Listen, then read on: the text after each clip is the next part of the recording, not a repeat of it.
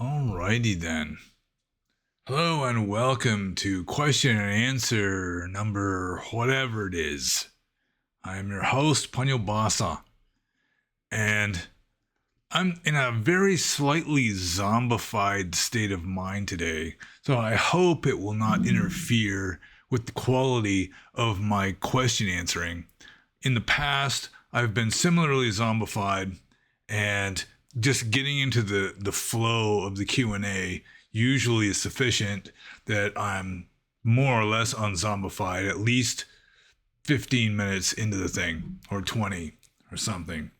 So I got the beverage with the little paper umbrella, demonstrating my taste and style and sophistication and so forth. And we might as well just wade right into this. And there's like not like an obscenely large number of questions. So I think we should easily stay under 3 hours unless I just go on a complete digressive rant on something.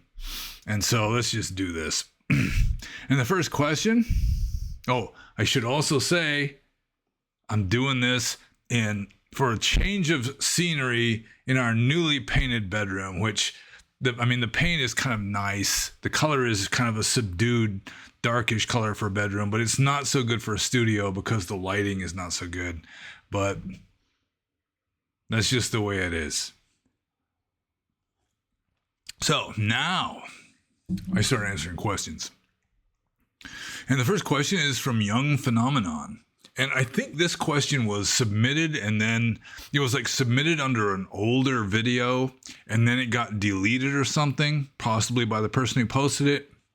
But it's too late because I already copied it, and it's first on the list.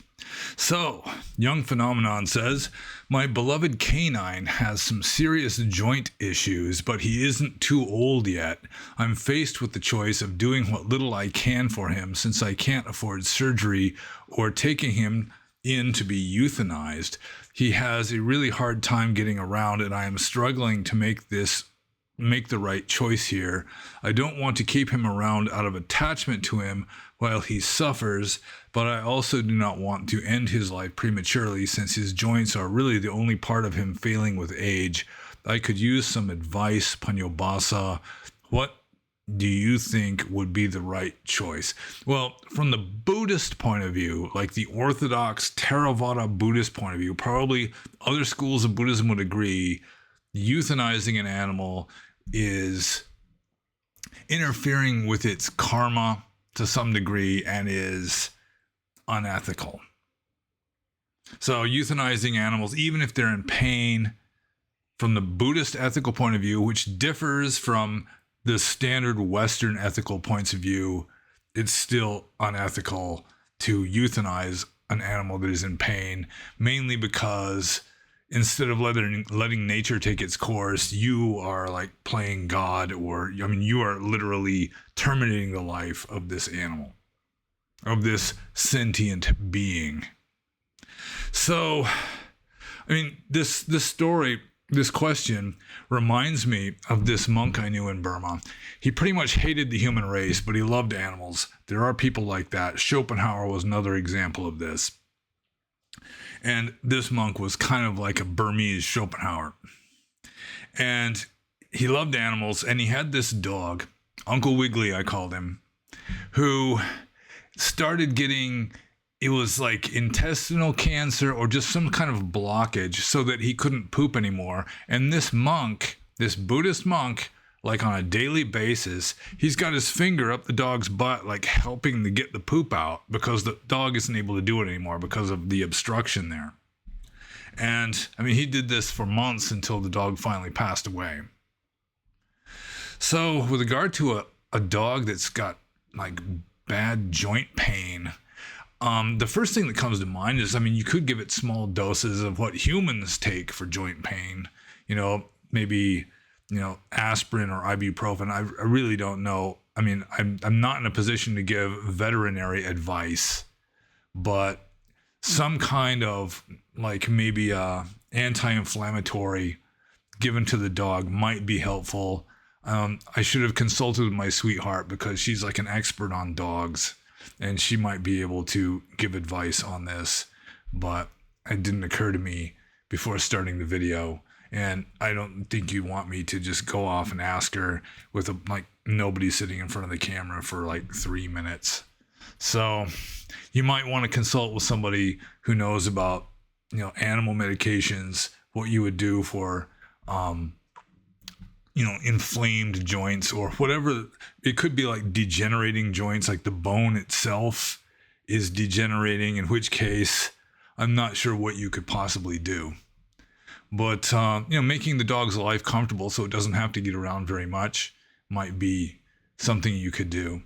But really, it's you have to consult your own heart and your own intuition to decide what would be the best under these circumstances, because after all, it is Young Phenomenon's dog. And so Young Phenomenon is in the best position to decide what is best. Although you should bear in mind that just from the Buddhist point of view, if he considers the Buddhist point of view to be important, then the Buddhist point of view would just be keep the dog as comfortable and well cared for and loved, and just let nature take its course. I mean, you can give it medications and so forth, but euthanasia is still essentially murder from a Buddhist point of view. But again, the Buddhist point of view is not necessarily authoritative on anybody who watches these videos. So I'm just going to move on to the next question, which is from David. And David says, practically speaking, how does one burn up their karma? I hear people talking about this, but they either don't talk about how it is actually practically accomplished, or they talk a load of gibberish, which gives one the impression that they don't know how to accomplish this themselves. Well, burning up one's karma is not really a Buddhist thing. A Buddhist is not supposed to be trying to burn up their karma, other than just, in a way, also letting nature take its course, which would mean you just live your life with a kind of acceptance or equanimity so that you're not generating more karma. Or at least you're keeping the generation of new karma to a minimum by just self-restraint, staying out of trouble, keeping 5 precepts, living a moral, ethical life, a simplified, quiet, harmless life. And so past karma will be burning itself out and you'll be making less fresh karma, but you're never going to exhaust your karma. That was like a philosophy of like the Jains. The Jains presumably still believe that you're supposed to exhaust your karma in order to become enlightened. And so they would try to speed up the process through self-torture and so forth. But a Buddhist, if you're just following the middle path, you're not seeking trouble. You're not running away from it either necessarily. You're just letting whatever happens happen and just not reacting to it with attraction or aversion that is going to be creating more karma. So I guess I answered that question because I'm moving on to the second question from David, which is as follows. As far as I understand it, ending the cycle of rebirths involves elimination of all desires and aversions, which along with karma is the factors which propel one into being reborn. Is this your understanding, or are there other factors? I assume when one is dying, they are reviewing their entire life, and at that moment all kinds of regrets and desires are formed, which causes us to be propelled into another rebirth to set things straight.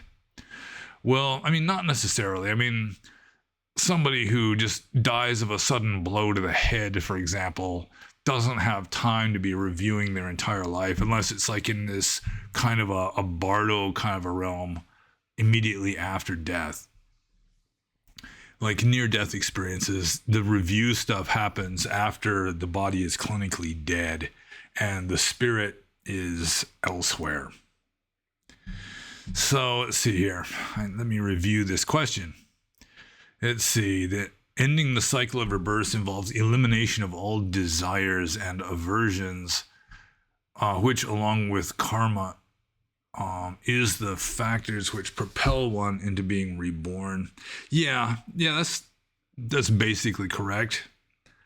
Is this your understanding, or are there other factors? Well, I mean, yeah, you still have karma that is causing you to be reborn, and you still are identifying with that karma. You know, you're identifying with your personality. And so, see, how do I explain this? I mean, it's not just karma that causes you to be reborn, because even an enlightened being, supposedly, well, no, that's not right, because like an enlightened being, they're not enlightened before they're born. So yeah, it is karma, which is just the momentum of your mental states. And if you become enlightened, you may still have these mental states, but they no longer have any momentum. You know, it's like they are without mass or some such, so that they no longer have this karmic effect to create future events after, I mean, to the extent of causing you to be reborn. And there's all kinds of problematic issues, like how is it that a fully enlightened being still has karmic fruition? And there's another question on the list that touches upon this same issue. It is a kind of messiness in ancient Indian Buddhist philosophy. And part of the reason for that is ancient Indian Buddhist philosophy arose in India before India had developed a kind of formal logic. And so there are self-contradictions, certain messinesses, just bad systematization in Theravada Buddhist philosophy. And to some degree, the Mahayana Buddhists were in a somewhat better position because they had a more sophisticated kind of logic in India at the time that Mahayana arose, hundreds of years after the earlier schools. But I'm like digressing away from the question here. Let's see. Oh boy. Yeah, I'm still slightly zombified, I have to admit. As far as I understand, and it's not because I'm hungover, I didn't get drunk last night. So shame on you for even suspecting that. So let's see here. The cycle of rebirth involves elimination of all desires and aversions, which along with karma is the factors which propel one into being reborn. Well, I mean, the desires and aversions are themselves creating the karma, which is the only thing that passes from one life to the next, according to traditional, like early Buddhism. So is this your understanding, or are there other factors? It's karma. Karma is what does it. And an enlightened being somehow transcends and like neutralizes their karma so that it no longer has the power to cause you to be reborn into another life. So let's see. I assume when one is dying, they are reviewing their entire life, and at the moment all kinds of regrets and desires are formed, not necessarily, which causes to be propelled in another rebirth to set things straight. No, what propels you into another birth is just the momentum of your mental states, which is your karma. And I'm just going to move on to the next question. This is from Ankara Lion, I think. I think that's how you pronounce it, Ankara Lion. Or Ankara Lion. I'm pretty sure it's not Ankarelion. Anyways, Ankara Lion says, is it possible to get psychic powers through perfection of fourth jhana? What does Theravada scriptures say about this?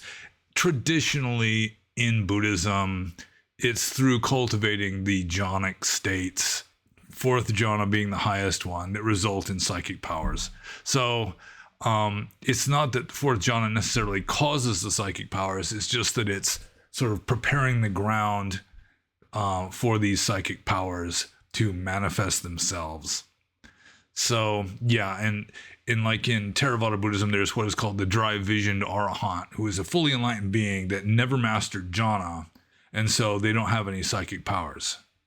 So yeah, it is true that according to early Buddhist tradition, psychic powers come through mastering these advanced meditative states called jhana. So I'm just going to move on to the next question. This is from the saboteurs, which might be one person, or it could be a plurality of people. And the saboteurs say, In the Bhagavad Gita as it is, and then in parentheses it's ISKCON, chapter 1, verse 36, the translation or explanation states, quote, according to Vedic injunctions, there are 6 kinds of aggressors. 1, a poison giver. 2, one who sets fire to the house. 3, one who attacks with deadly weapons. 4, the one who plunders riches. 5, one who occupies another's land. And 6, one who kidnaps a wife. Such aggressors are at once to be killed, and no sin is incurred by killing such aggressors, unquote. What is the Buddhist point of view, especially karmically? Well, you can't just, from the Buddhist point of view, you can't kill people with no sin incurred, although sin really is not a Buddhist term. It'd be akusala karma, unskillful, unwholesome karma, bad karma. So a person could be like a serial killer, and still the executioner who lops off the serial killer's head with an axe is still, he's still guilty of terminating a human life. There's all kinds of complications, ramifications, mitigating factors and all this. But the fact remains that even an executioner who's doing the will of the people, or the will of the king, the will of the government, by executing violent criminals, still, he's not a good person. He is a killer himself. It's just that he has government sanction for doing what he's doing. And there is a story in the rules of monastic discipline about a monk who had like kindly motives or compassionate motives, who advised an executioner, the headsman, to keep his axe sharp and try to finish off the victim with just one chop, just for the sake of being painless and humane. And even that was condemned by the Buddha, according to the texts. And this monk was guilty of he was complicit in murder because he's giving advice on the executioner on how to kill people. And if the executioner took his advice, that rendered the monk complicit. He was like an accomplice in the killing of another human, which is a parajika offense, which results in a monk being excommunicated from the Sangha for life. So, I'm just going to move on to the saboteur's second question, which is the Dalai Lama truly enlightened when he is on public record as telling people to get the COVID jab and telling a boy aged about 10 to suck his tongue? Well, I already answered the question of whether I consider the Dalai Lama to be enlightened, which was, I don't know. Enlightened beings are problematic. It is a problematic premise.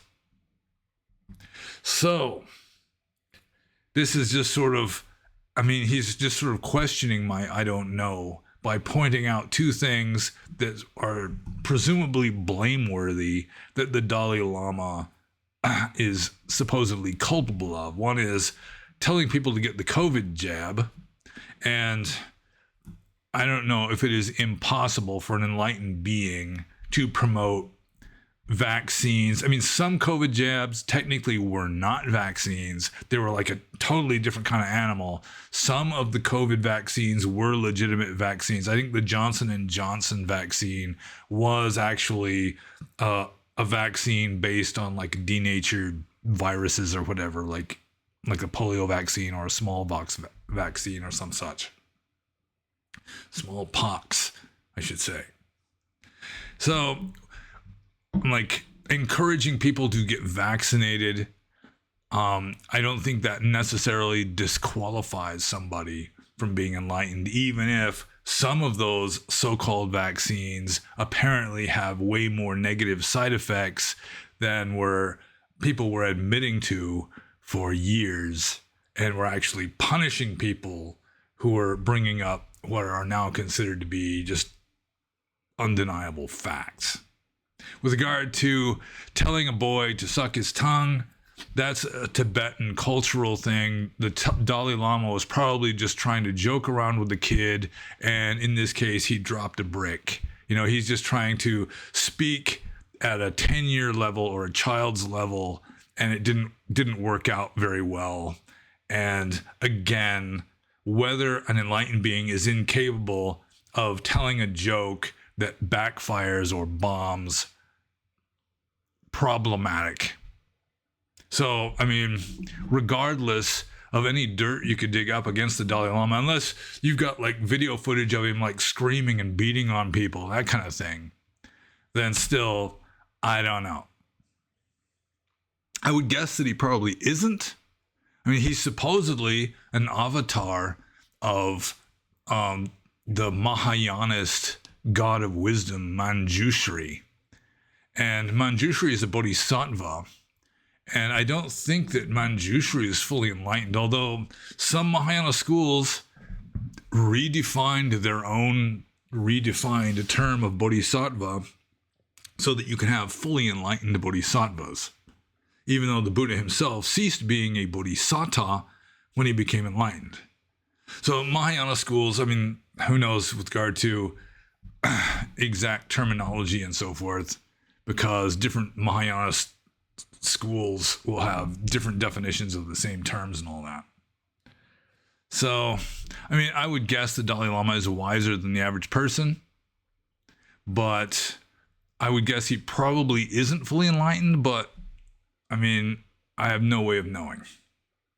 So I'm just going to move on to the next question. This is from Stellar Supreme, formerly known as Libra Lamb and occasionally still known as Libra Lamb. And Stellar Supreme, etc., says, can you share the main comforting thoughts you had as a monk? I think they deserve to be an answer to a Q&A question for their practical value. And it is true, when I was a monk, I had the 3 comforting thoughts. First comforting thought was, even if I make no significant progress in this life, at least I'm staying out of trouble, more or less. And that's still relatively true. Maybe not as true as when I was a monk, but still, I'm pretty much staying out of trouble, kind of.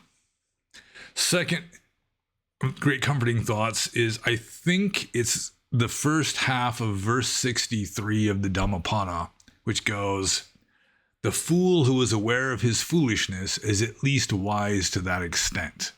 So if you know that you're a fool, that means you have some wisdom. You're not a complete fool. A complete fool is a fool who thinks he isn't a fool. But a fool who knows that he's a fool isn't a complete fool. He actually has some wisdom. And that was a comforting thought to me at times as a monk. And the third comforting thought comes from the Sermon on the Mount in the New Testament, which is, blessed are they who know their spiritual poverty, for theirs is the kingdom of heaven. Or at least just the first half of that. Blessed are they who know their spiritual poverty. Although you had some wise guys like St. John of the Cross who interpreted poverty of spirit to mean that you are essentially in 4th jhana, and so your mind was completely destitute of any kind of perceptual content. But I really doubt that that's what Jesus had in mind, assuming that Jesus of Nazareth really did say that. The Christians may be even better than the Mahayana Buddhists at reinterpreting statements made by the founder of their religion. So let's just review. 1, even if I make no significant progress in this life, at least I'm staying out of trouble, more or less. 2, the fool who is aware of his foolishness is at least wise to that extent. And 3 is, blessed are they who know their spiritual poverty. So I'm just going to move on to Stellar Supreme, etc.'s next question, which is, are there more comforting thoughts you've learned later that you would incorporate in the same way as the other 3 if you were a monk again? No, I think those 3 were sufficient. I could try to come up with something, to exist is to transgress. That was sort of like a motto more than a comforting thought.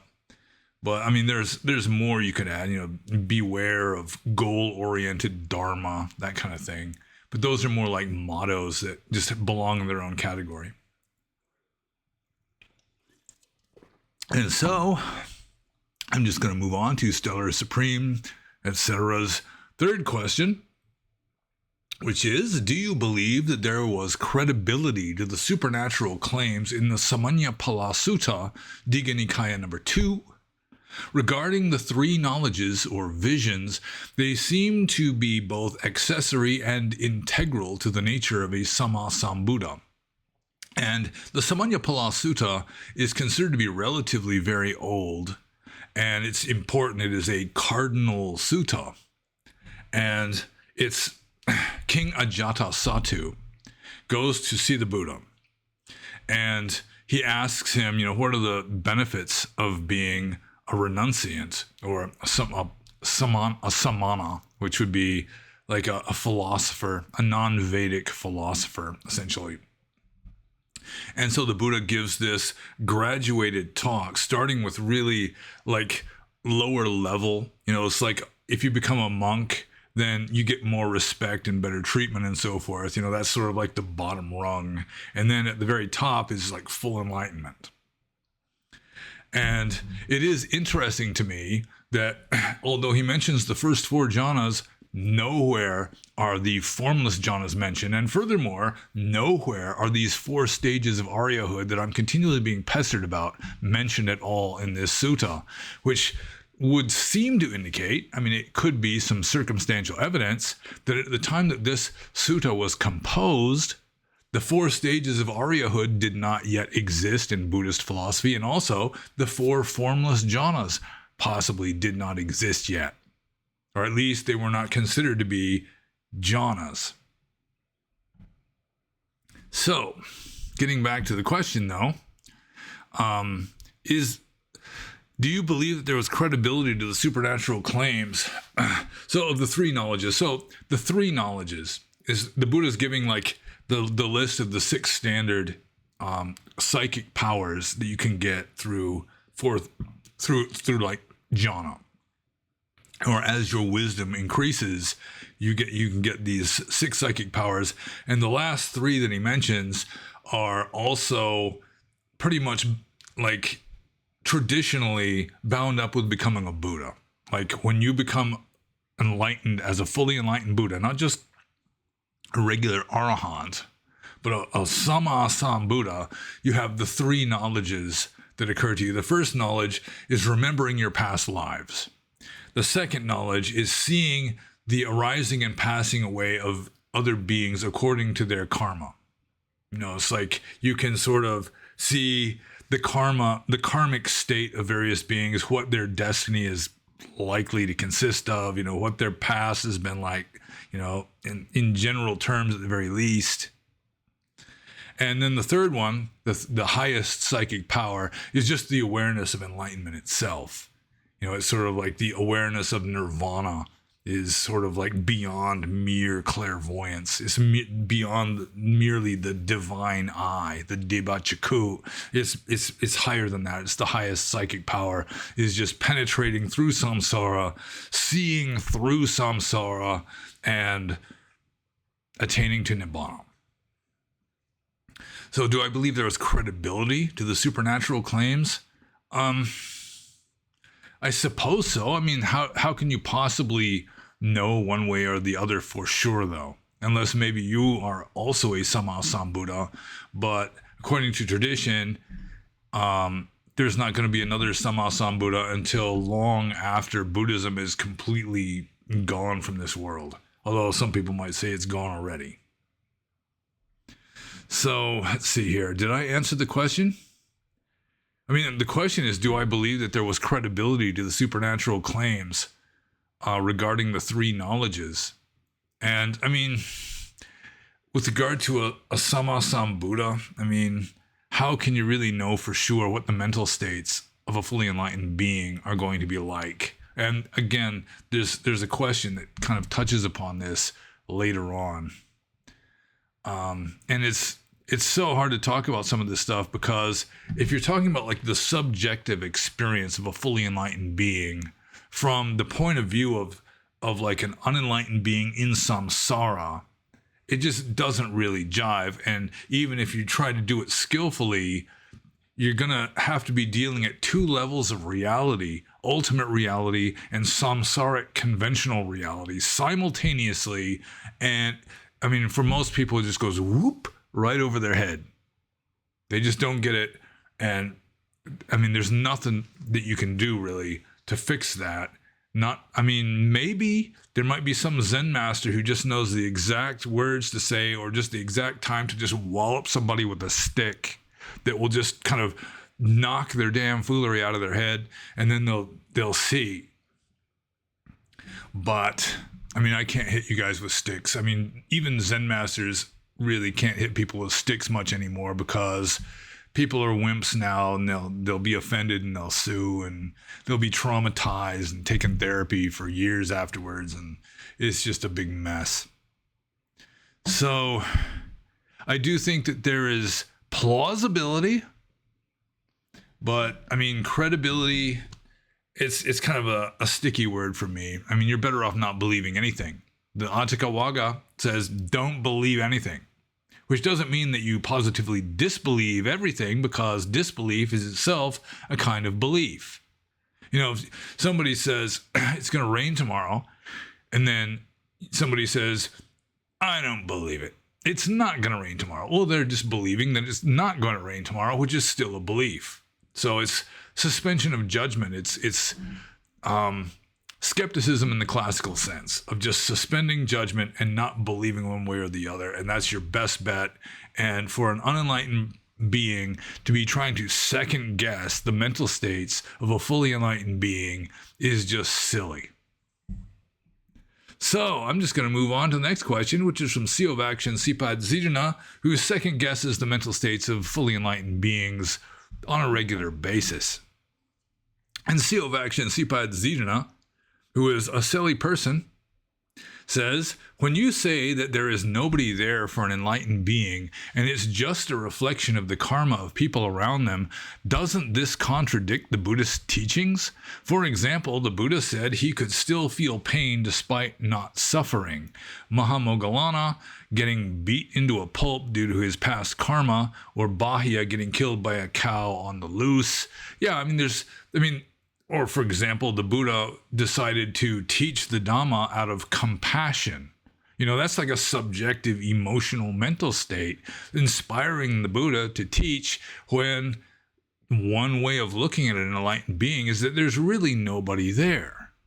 And why would a fully enlightened being have compassion for beings that he can see full well don't really exist?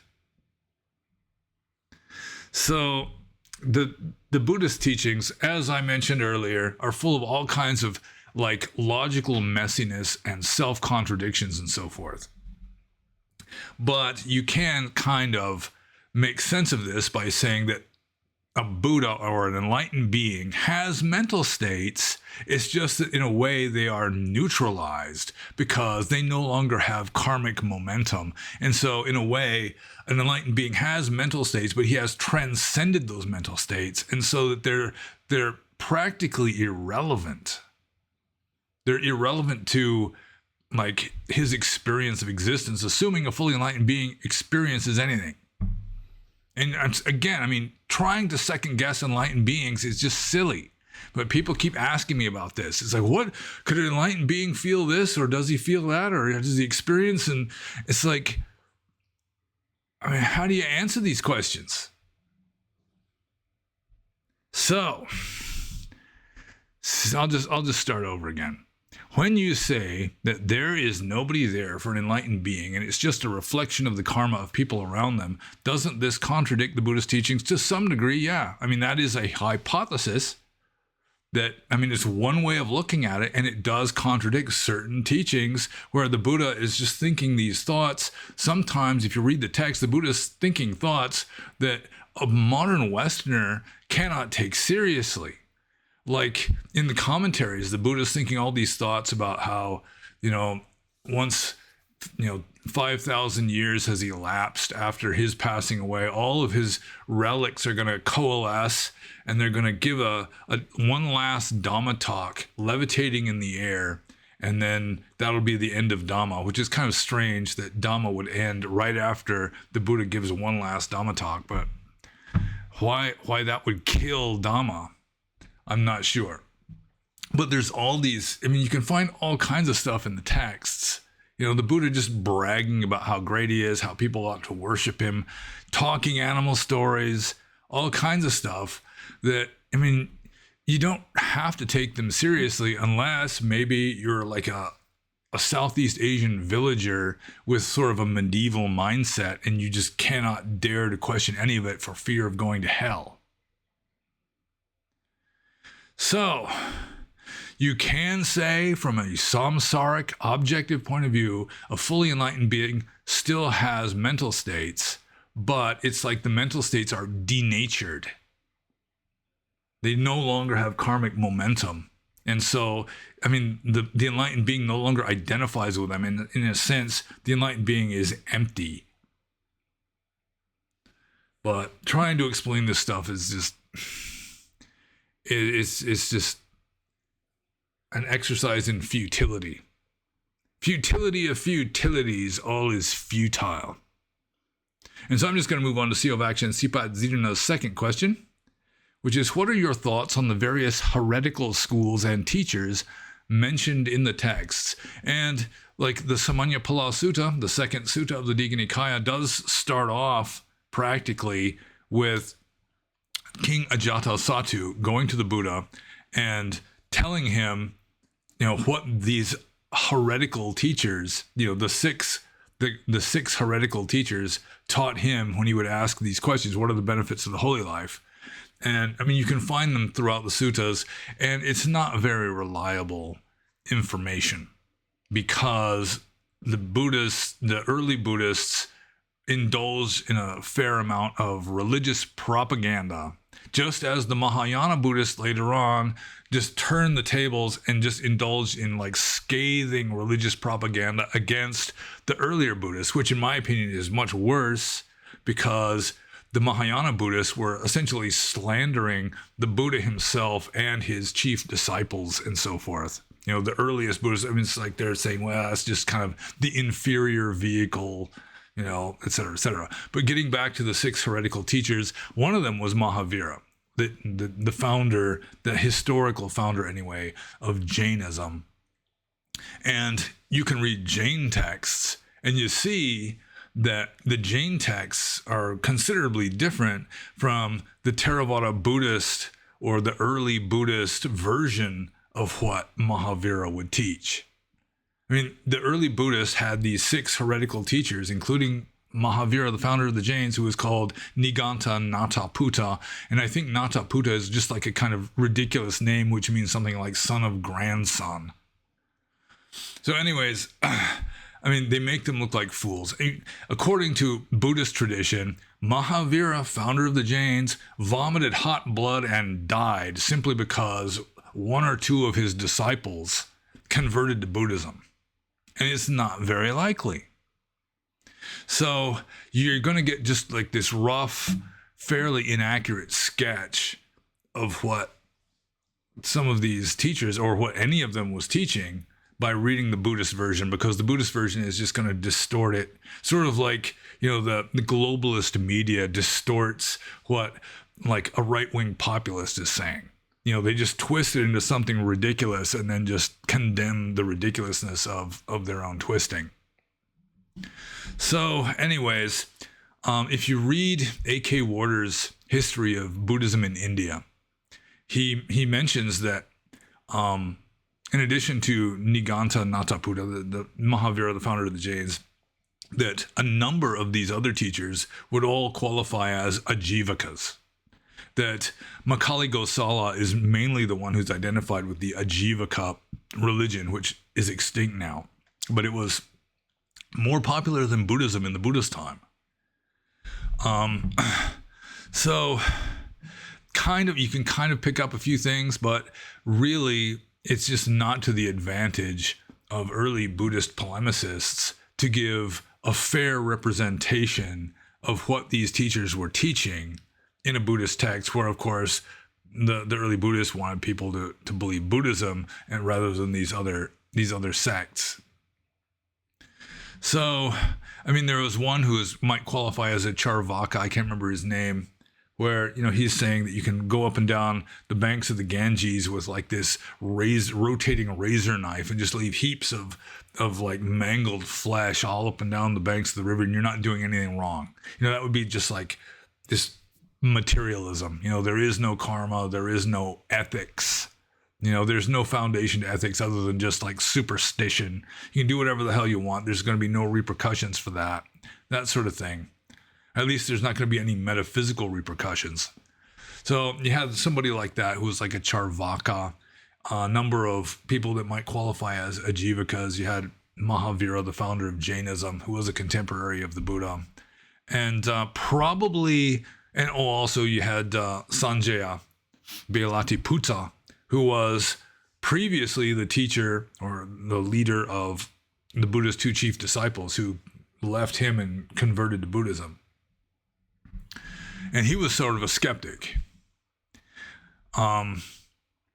So what are my thoughts on the various heretical schools, aside from the thoughts I've already been expressing? Probably their own point of view is going to be wiser than it is portrayed in the texts.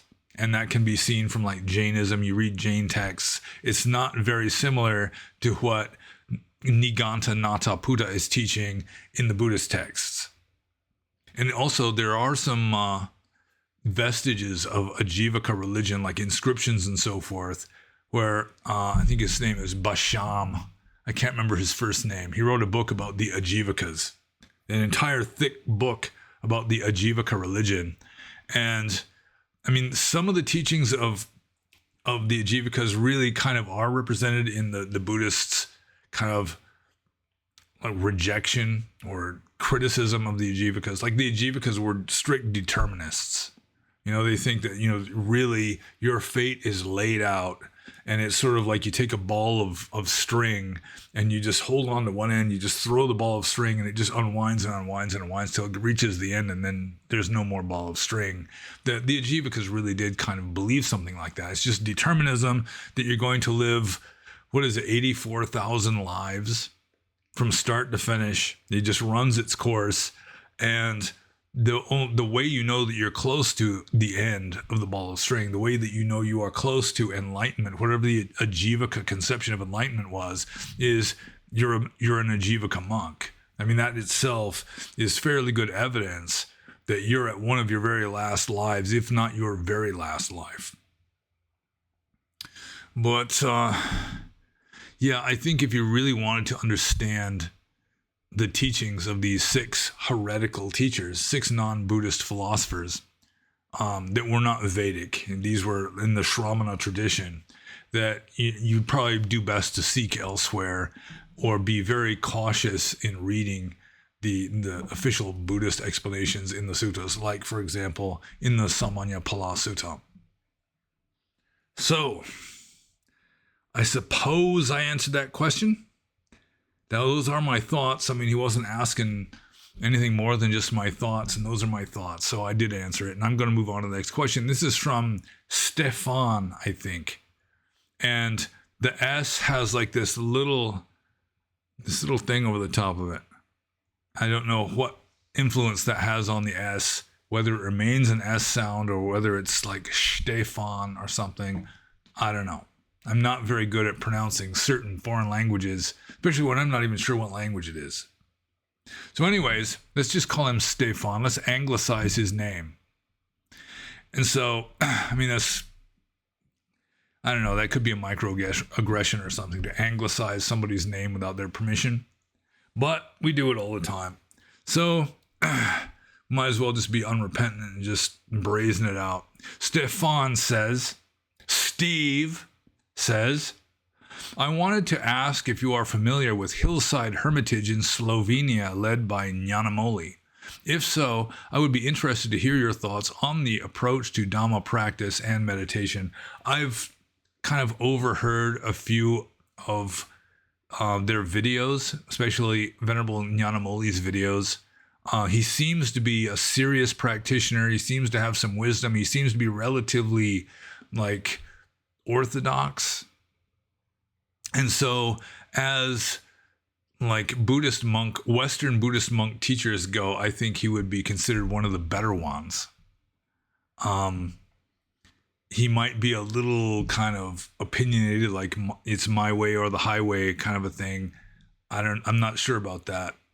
But he does seem to be relatively strict and serious and have some wisdom.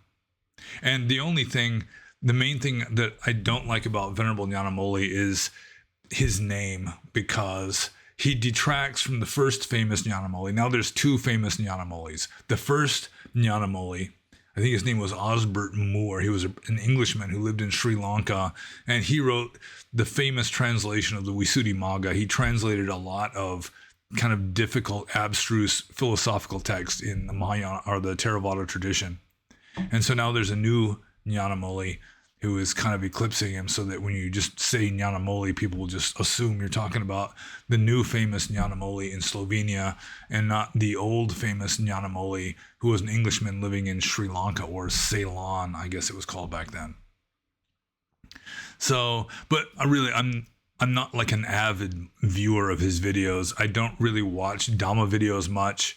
My sweetheart does sometimes, and so I kind of overhear what's being said, but that's about as far as I get with it. So I can't really say for sure what the situation is there, but I just get the impression that he is stricter and more serious and has made more progress than a lot of the high profile Western monks or Eastern monks in general. So I'm just going to move on to the next question. This is from Green Cube, and Green Cube says, how to be happy? Well, I mean, you've got sort of the conventional samsaric answer, and then you've got sort of the more advanced Buddhist answer. The more advanced Buddhist answer is, I mean, you've got to become enlightened in order to stop suffering. If you want to go beyond all dukkha, all unease, you have to become fully enlightened, which involves renouncing the world and practicing as a conscientious monk and mastering jhana preferably, and, just eradicating your defilements and all this. And even if you try as hard as you can, there's still no guarantee you're going to succeed. On the other hand, you can sort of mitigate your unhappiness by just being content with little. Try to reduce your desires, be mindful. So when your habitual desires arise, you can just observe them with detachment and not just immediately act out the craving, that sort of thing. Just live a virtuous life, live a harmless life. Don't fuck with people, that kind of thing. And just living a philosophical, dharmic kind of life will make you happier. Although if you exist, you're going to have unhappiness in your life. That's the first noble truth. So long as you exist as a sentient being, there's going to be unhappiness in your life. And that's just, one way of being happy is just not care whether you're happy or not. It's sort of like the ancient Stoic point of views, where it's like you're just willing to accept whatever life throws at you with a certain amount of forbearance. So there's that too. But either way that I just mentioned is far preferable to the standard secular materialistic point of view, which is just human nature, really, to believe the way to be happy is to get what you want, to avoid unpleasantness, and to get lots of pleasant stuff. And it just doesn't work. That way is not conducive to happiness. Just trying to get whatever you want and avoid whatever you don't want, that is just a fool's errand, and it doesn't work. Because you're going to get what you don't want regardless. And sometimes you're not going to get what you do want. And sometimes even if you do get what you want, it turns out not to be the way you were expecting it to be. And even then, you're still going to get sick sometimes. You're going to get hurt sometimes. You're going to get old. All this stuff's going to happen. And a lot of it you just have no control over. So 1 or 2, renounce the world and become enlightened. That would be the best way, although there's no guarantees with that. And second way is just sort of mitigate the unhappiness, sort of refine the unhappiness through living a dharmic life and cultivating wisdom and virtue. So I'm just going to move on to the next question. This is from Austin. And Austin says, if morality isn't independently grounded, how can we make objective moral truth claims? So if morality isn't independently grounded, I assume he means that morality is subjective and not based on some cosmic law. I assume that's what he means by morality isn't independently grounded. But the thing is, even if morality is subjective, which from the Buddhist point of view it is, it's based on your own psychology, because we're all human, we all sort of have the same general composition of character, and our minds work more alike than different. And so there's a certain moral law that's not written down necessarily up on some tablet up in space, but still, if a person tells a lie or they kill or they steal, it's going to have certain effects on their mind, if only because they are human. And if you're a human, it's going to have a similar effect. It's not going to be exactly the same for each person. But still, because we are all human, that these certain aspects of human psychology that result in morality apply to us. It may be for some four-dimensional alien on the planet Tralfamador, who maybe even has tentacles, that it might be different. I mean, they might have a different kind of morality based on a different kind of psychology. So, I guess, and we make objective moral truth claims just based on, in a way, it's almost like statistics. It's like different people have different subjective states, but still you can generalize. You can objectively make statements about these individual subjective states and come up with, patterns that can be verified and statistically analyzed and all that. So, ultimately, our karma, our ethics, our morality is subjective based on our own psychology, but we're all human, and so we all have a similar psychology with similar rules about ethics. Even though cultures may differ, some cultures still say it's okay to kill people sometimes. Almost all cultures say that. Cultures that would be uncompromising pacifists, then they just historically don't last very long because they can't compete with violent barbarians. They just can't stand up to them. So I guess I've started to digress on that one. I think I'm just going to move on to Austin's second question, which is, empiricism asserts that all knowledge comes through sense data. However, that statement itself is not justified through sense data. This would then follow the implication that logic and mathematics exist independently of our minds. What say you? And this is a very complicated question. I'm not even sure if I can fully understand it. Empiricism asserts that all knowledge comes through sense data. Well, I guess, but it doesn't necessarily mean it comes through physical sense organs. So, it's just sort of the bare material of our perceptions, especially the initial perceptions when we're what David Hume would call the more vivid, the more lively perceptions that are our experience of a presumed external world. So that would be, empiricism would be based on experience.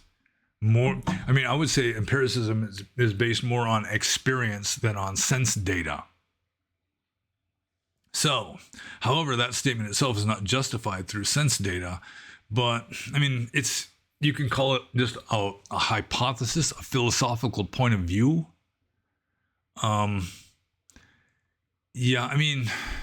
It's justified through inference, or not inference, what's the word? Induction, logical induction, which is not purely logical. It's not completely valid. It's not as solid as logical deduction. Logical induction is you keep seeing the same patterns over and over again, and so you assume that pattern will continue into the future, and so you make predictions based on that. That's kind of what science is based on. It's a lot of induction rather than deduction. Deduction is you're doing like a logical syllogism, and it's like you're proving something. If the initial premises are true, then the conclusion will necessarily be true. But induction is different from that, and that's mainly how empiricism works. So this would then follow the implication that logic and mathematics exist independently of our minds. I don't necessarily think so. I mean, there's like the potential of it, but it doesn't really exist, doesn't take any kind of form until there's a mind perceiving it. And still, I don't entirely 100% follow the reasoning in this question, and maybe that I've just missed the point. Because, first of all, as an empiricist, I would not assert that all knowledge comes through sense data.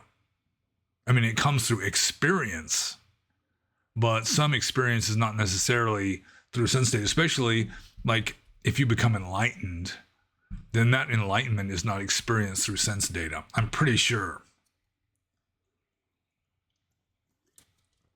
So I hope I answered that question. My apologies if I failed to even see the point of the question or to follow the reasoning of it. But I got more questions to answer.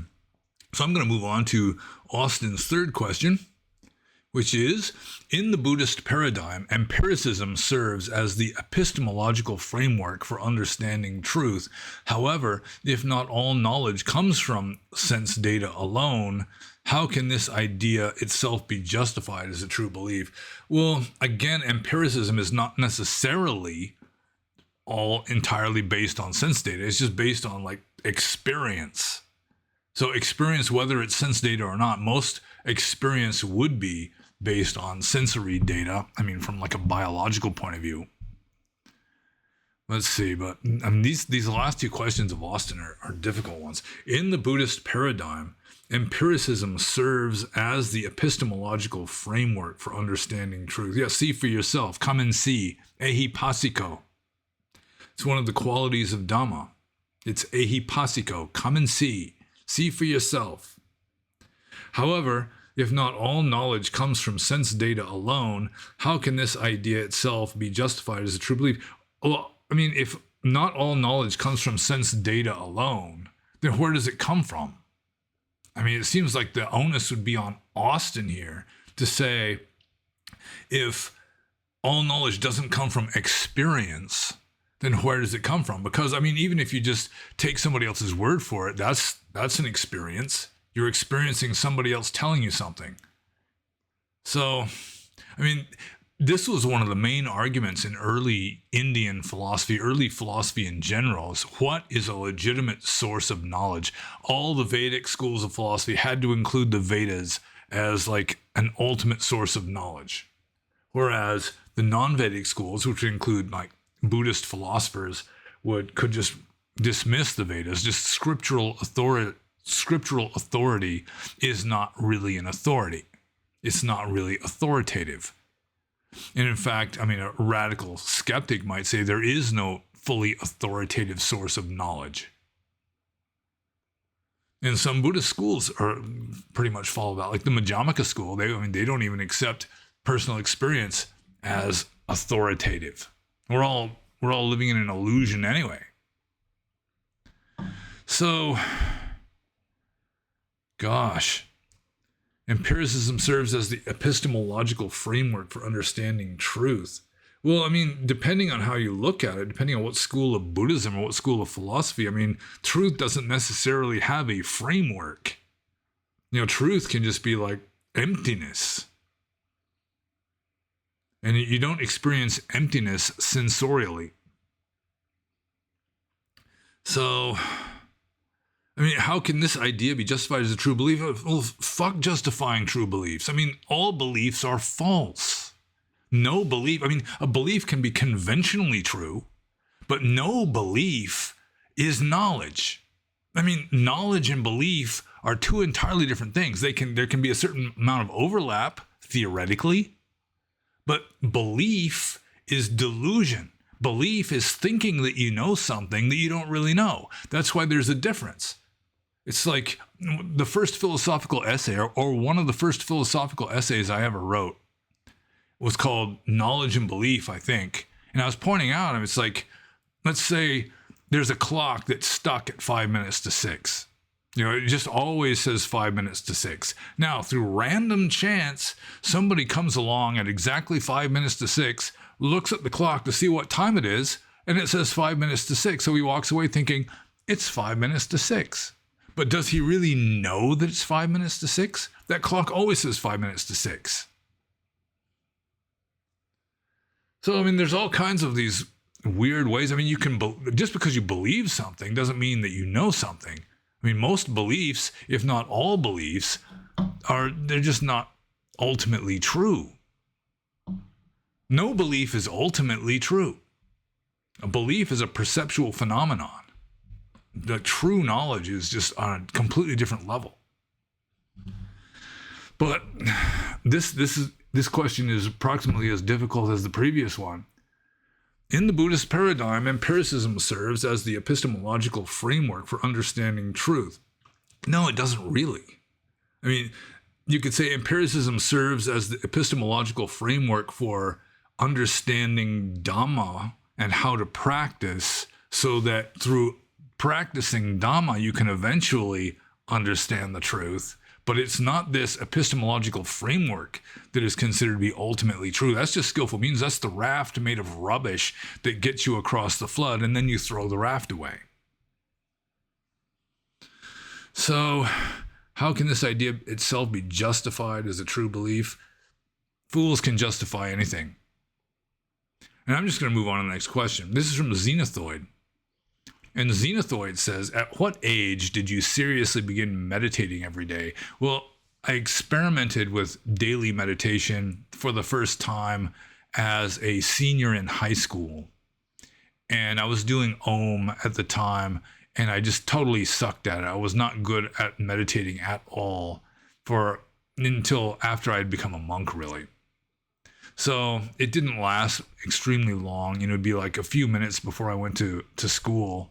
I'd sit down on the meditation mat and try and Om, just try to keep the monkey mind from being a monkey mind, which didn't work. So my first attempt at serious daily meditation happened when I was like 17 years old. But it didn't really kick in until I had decided to become a monk. I was like in my late 20s, mid to late 20s. And I was preparing to become a monk, and then I just started really taking it more seriously, or just like forcing myself, because it was, at first, my mind was so hyperactive, so nervous and high-strung and agitated, so much udacha, going with the Pali term, that just sitting still was not easy. Just sitting still for 30 minutes.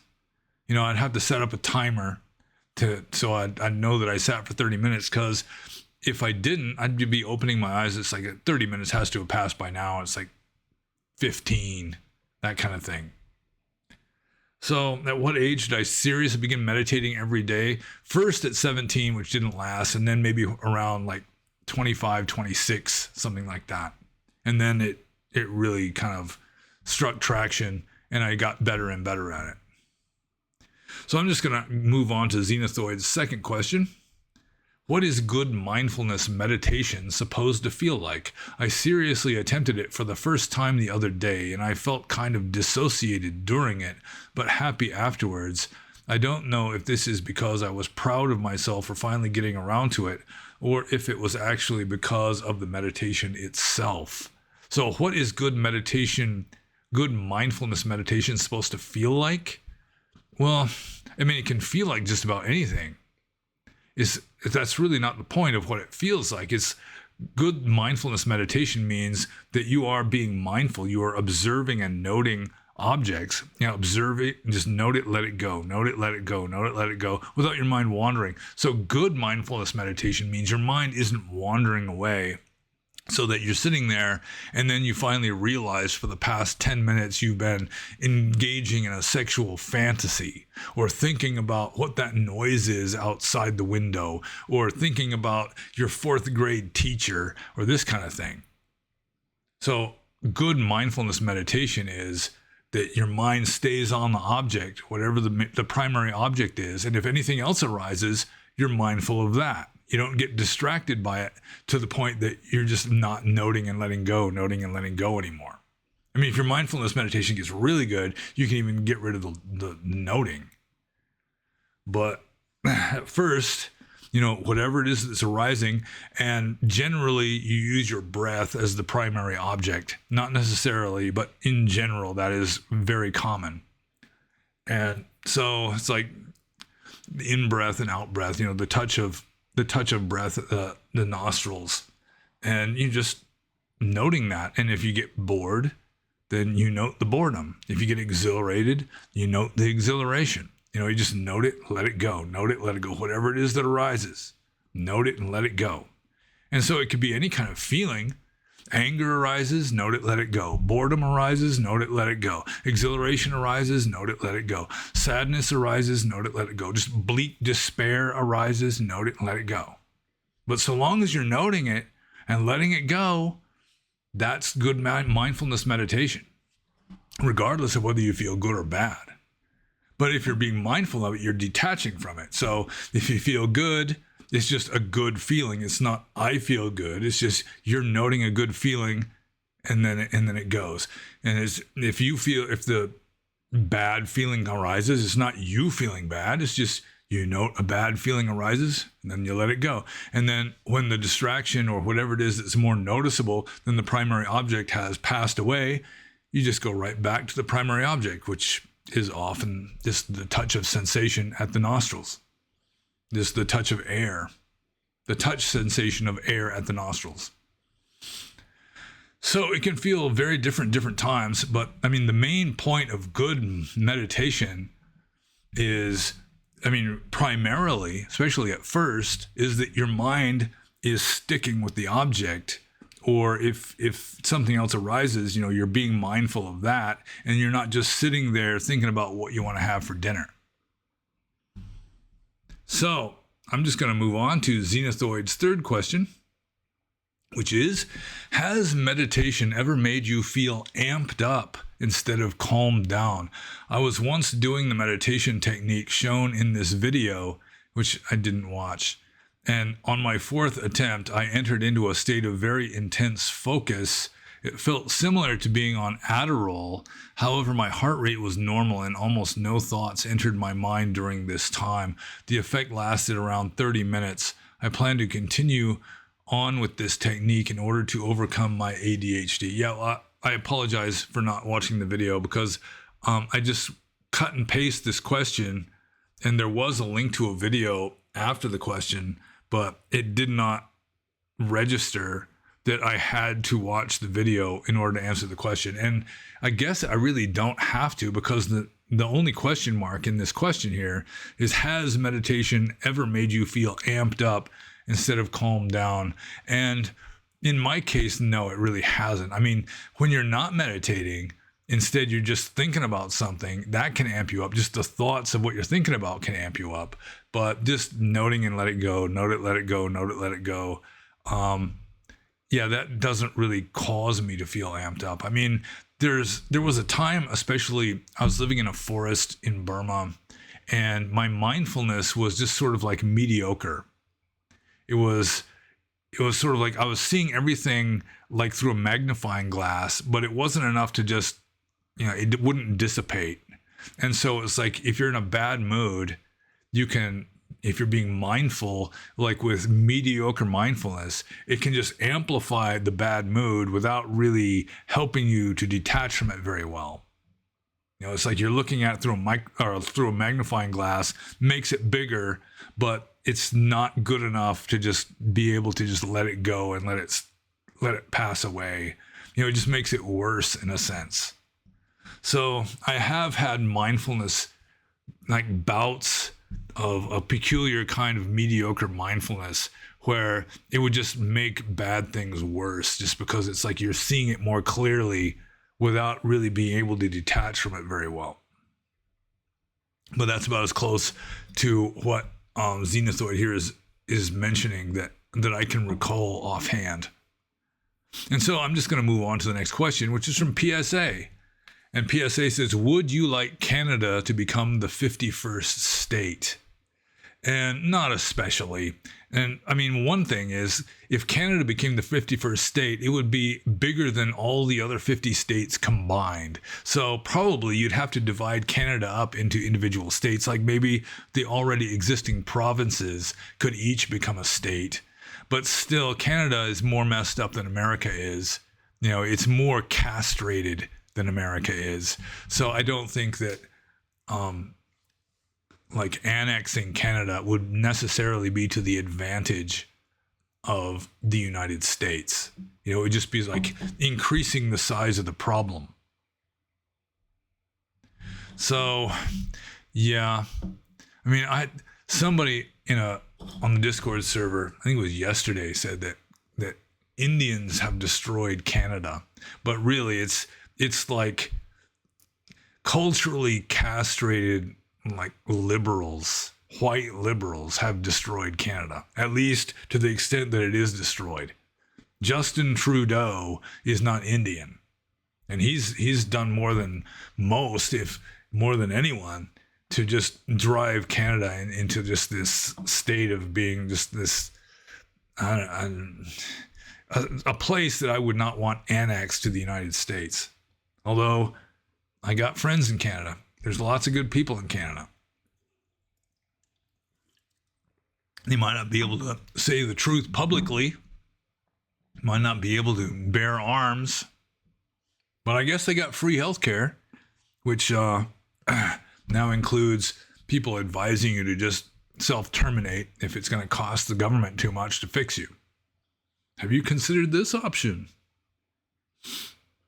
So, I guess I answered that question. So I'm just going to move on to PSA's next question is, can ChatGTP become enlightened?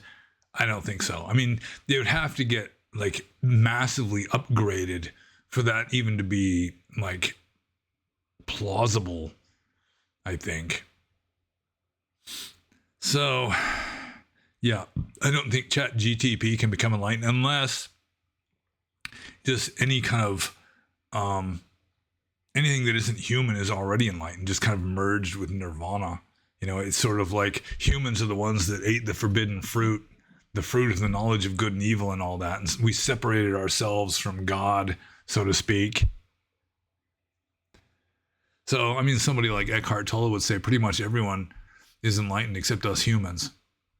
So that might include computers and so forth. I mean, they wouldn't be conscious in the human sense, but I mean, like a rock might be considered enlightened. A tree might be considered enlightened. And if a rock or a tree is enlightened, then ChatGTP can be enlightened too. But with like sentient and enlightened in the human sense, I think ChatGTP is a very far cry from that. So I don't think ChatGTP is sentient, in other words, or self-aware. So I'm just going to move on to the next question. This is from Rui, and Rui says, ever heard of deathbed ordinations? And no, I actually have never heard of a deathbed ordination. I've heard of monks in Thailand ordaining trees. They do the ordination ceremony on trees, and then they hang like a monk's robe on the tree as a kind of environmentalist act, where they're trying to keep superstitious woodcutters from cutting the tree down, and they'd be much more hesitant to cut down a monk tree than just a regular lay tree.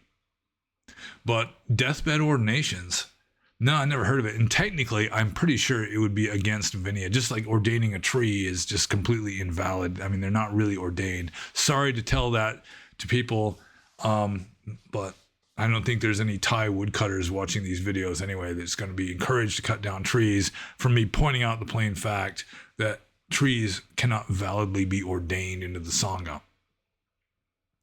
But I know for a fact that there is a rule of monastic discipline for forbidding a monk who is old and feeble from becoming a preceptor. And I think there's also a rule that prevents a monk or prevents a person from who is old and feeble with age from being ordained. Like a preceptor should not accept a student, like ordain like a new monk who is like completely broken down and feeble with old age. But I'm not 100% sure about that. Well, I mean, deathbed ordinations, they're just based on the superstition that just the act of being ordained is meritorious.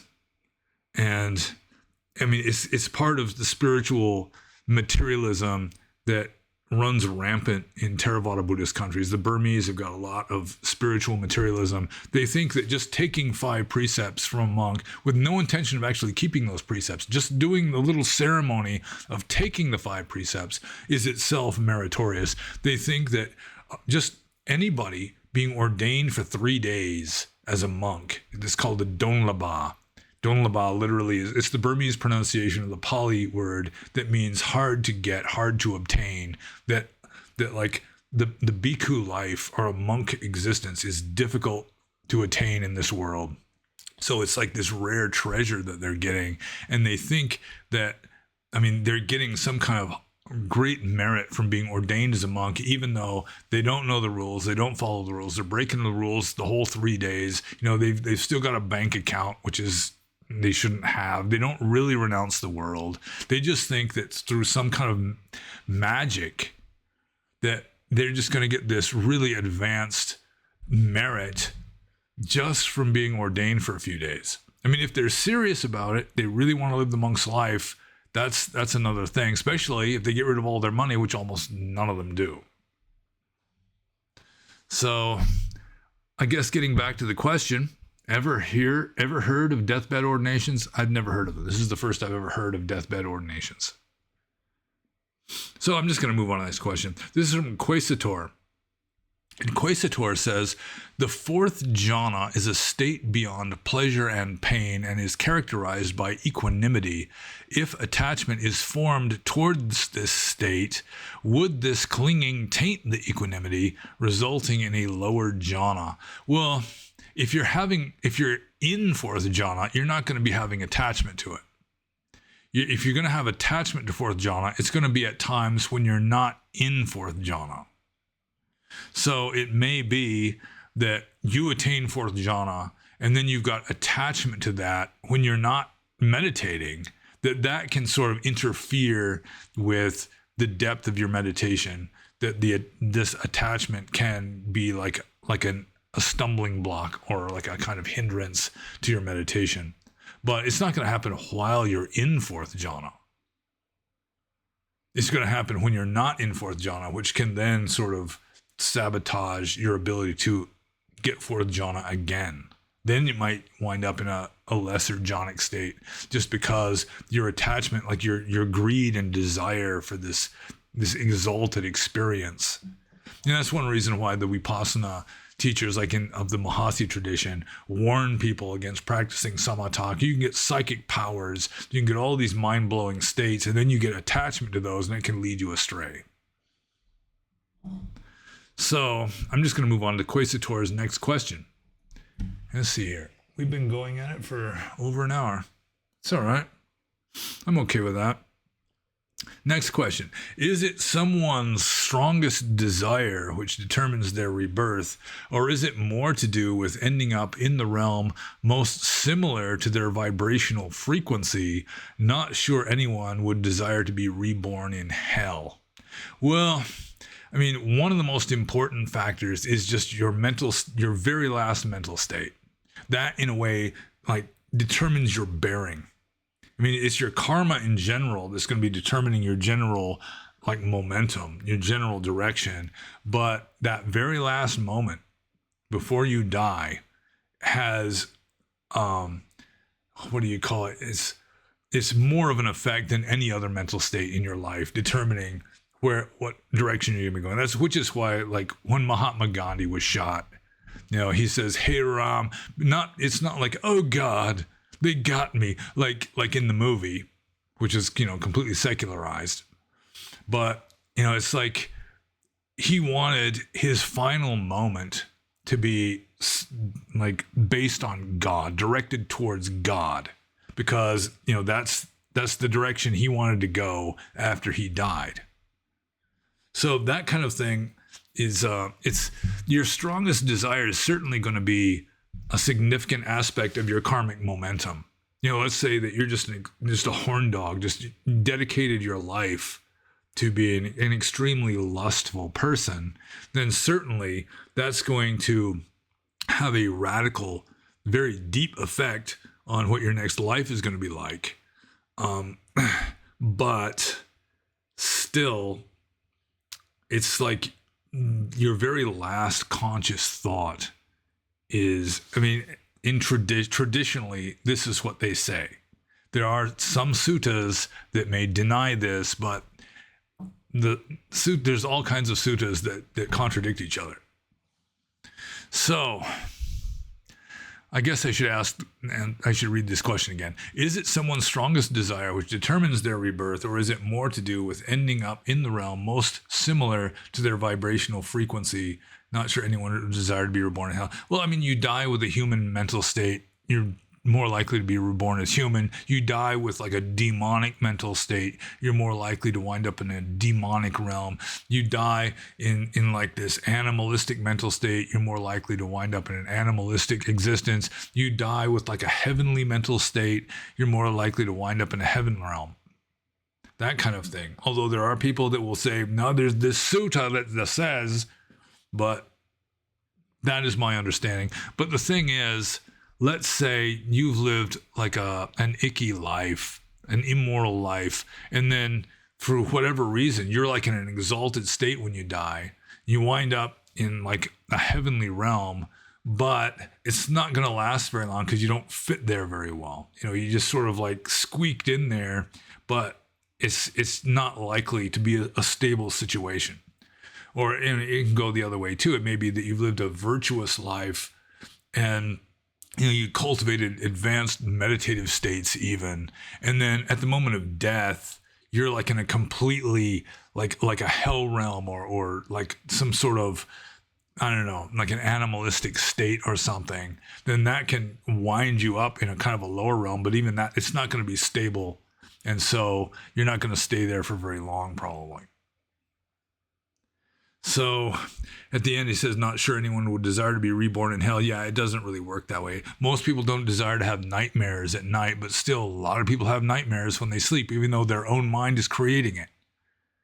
Our own mind is creating our reality.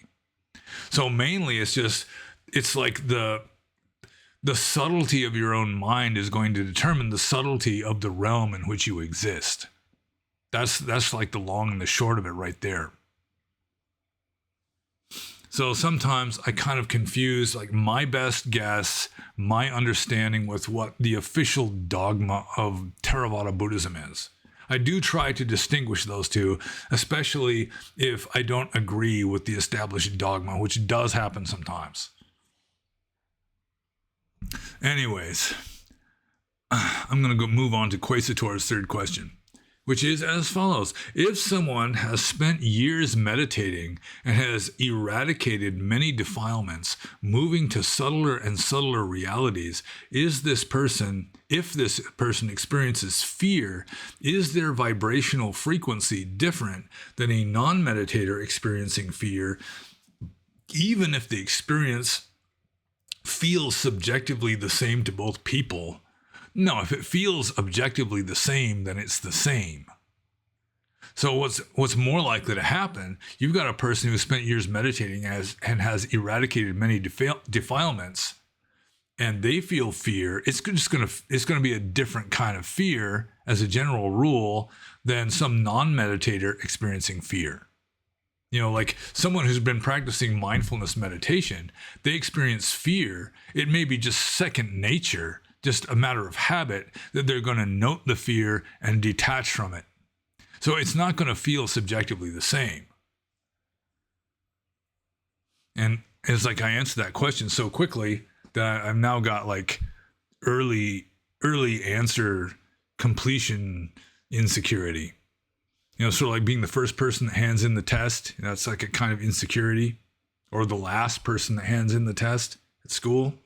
I don't know if you guys experienced that. Maybe tests are now considered to be racist or sexist or something. Let's see. So yeah, I mean, it's not going to feel subjectively the same to both people. I'm just going to move on to the next question. This is from Thermal Squid. And Thermal Squid says, feelings about Carl Schmitt.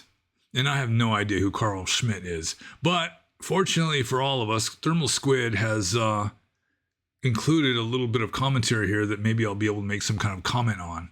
He says, feelings about Carl Schmitt, which I've already divulged to you. Then he says, particularly on the political, it seems to me that political realities are more or less totally barbaric, and I feel that this makes it clear about the entire pursuit. Evil seems to be instrumental in winning the game of the material world, and that there's really no spiritual solution to this. Evil? I mean, yeah, I don't think so. I mean, like the founding fathers of the United States of America were not pure evil. I don't think they were primarily motivated by evil. They were idealistic and apparently had some good intentions. They were trying to set up like the best constitutional republic that they could come up with. And so, I mean, you do have like benevolent kings, even benevolent autocratic emperors. So it's not just pure evil. Like obviously kings, as a general rule, they're just the son of the king. They're the eldest son of the king. And so, I mean, they don't necessarily have to like even murder all of their brothers or anything like that. Although in Persia, that was pretty much the standard, I think, for a long time in ancient Persia. First thing a new king would do would be to kill off his male relatives so there'd be no contenders to the throne.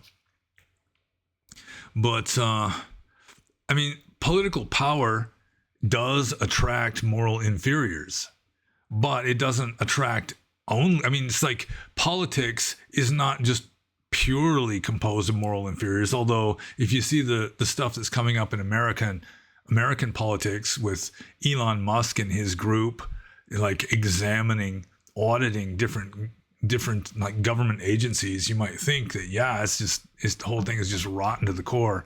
There's no worm in the apple. It's just a ball of worms. But it's not necessarily that way.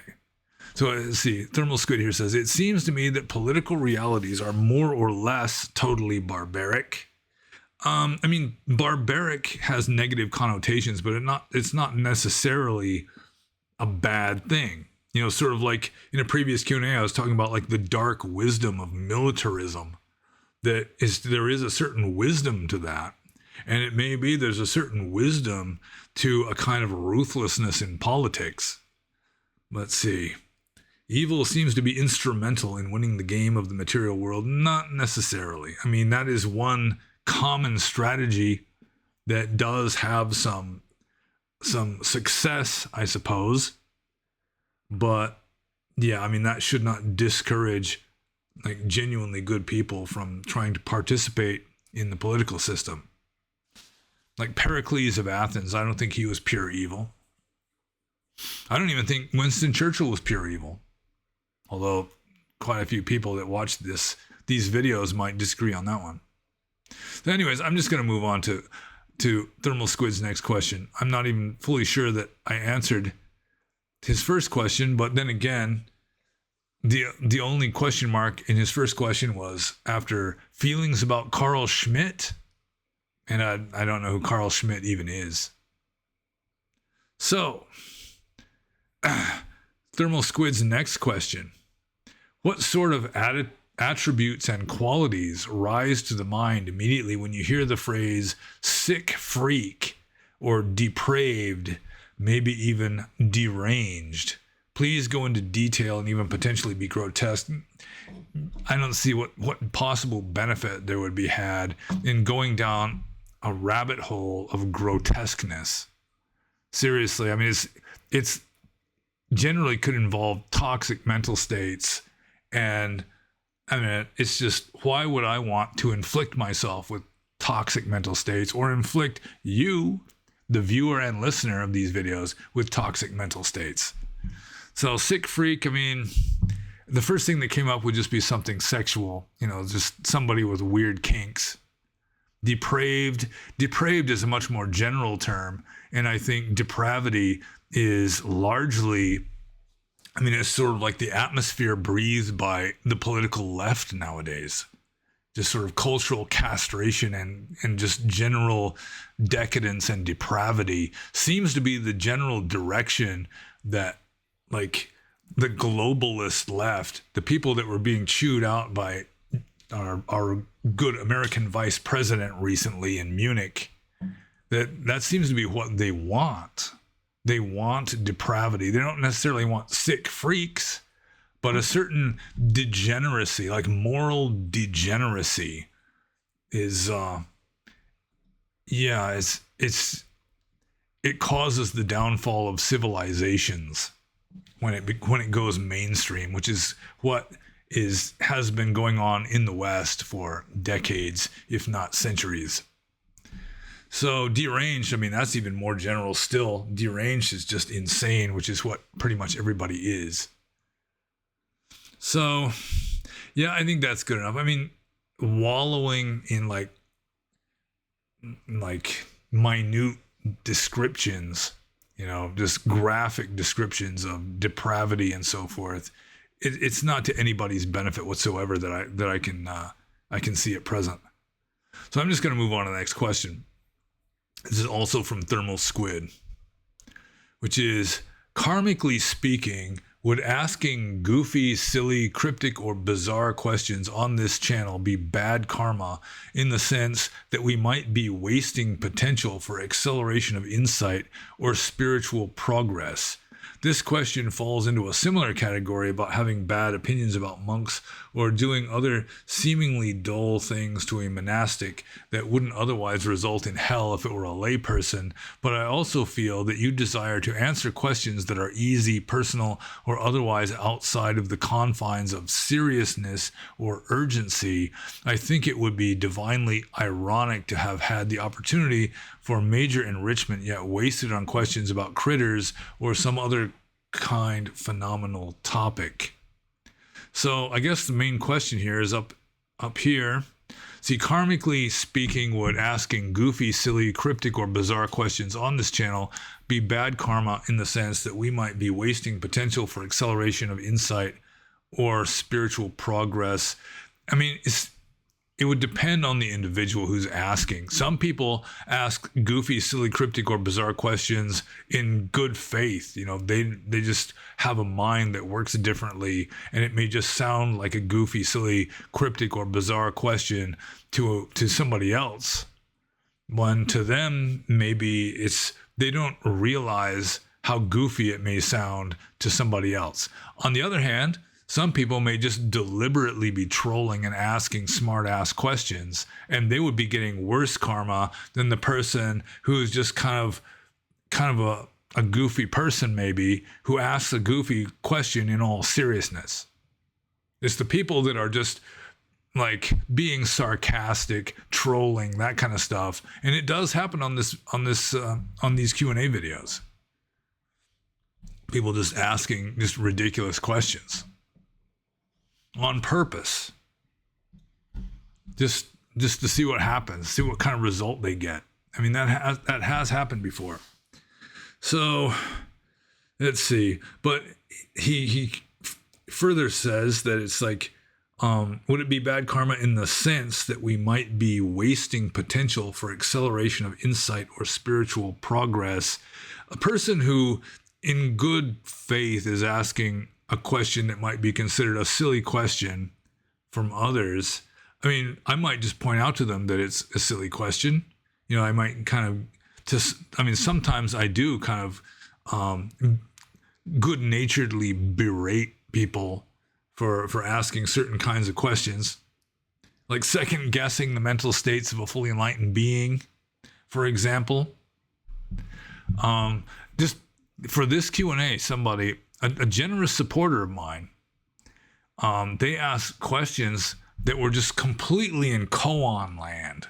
That just, it was like they deliberately asked questions that did not make rational sense. It's like some Zen master on mushrooms would ask these questions.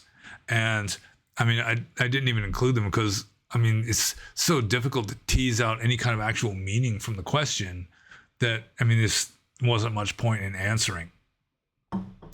So, but if somebody is asking a question in good faith, it might seem like a silly question to other people, but to them, it might not seem like a silly question, and it might not even be a silly question to them. Or, I can sort of give some kind of feedback that might kind of allow them to see the question from the way other people would see it, etc.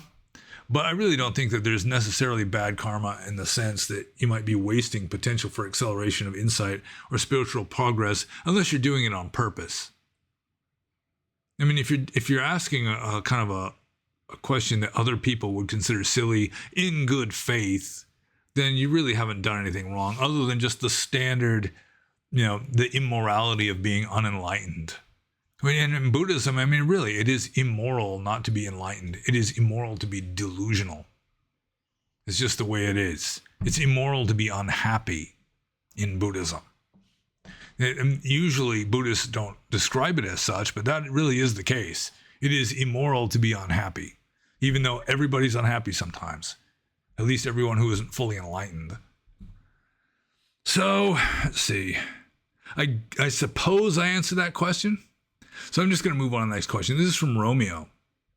And Romeo says, I'm a fairly recent explorer of mindfulness, and so much of what I've learned heretofore has been focused on the awareness of what is going on within an individual person's internal world.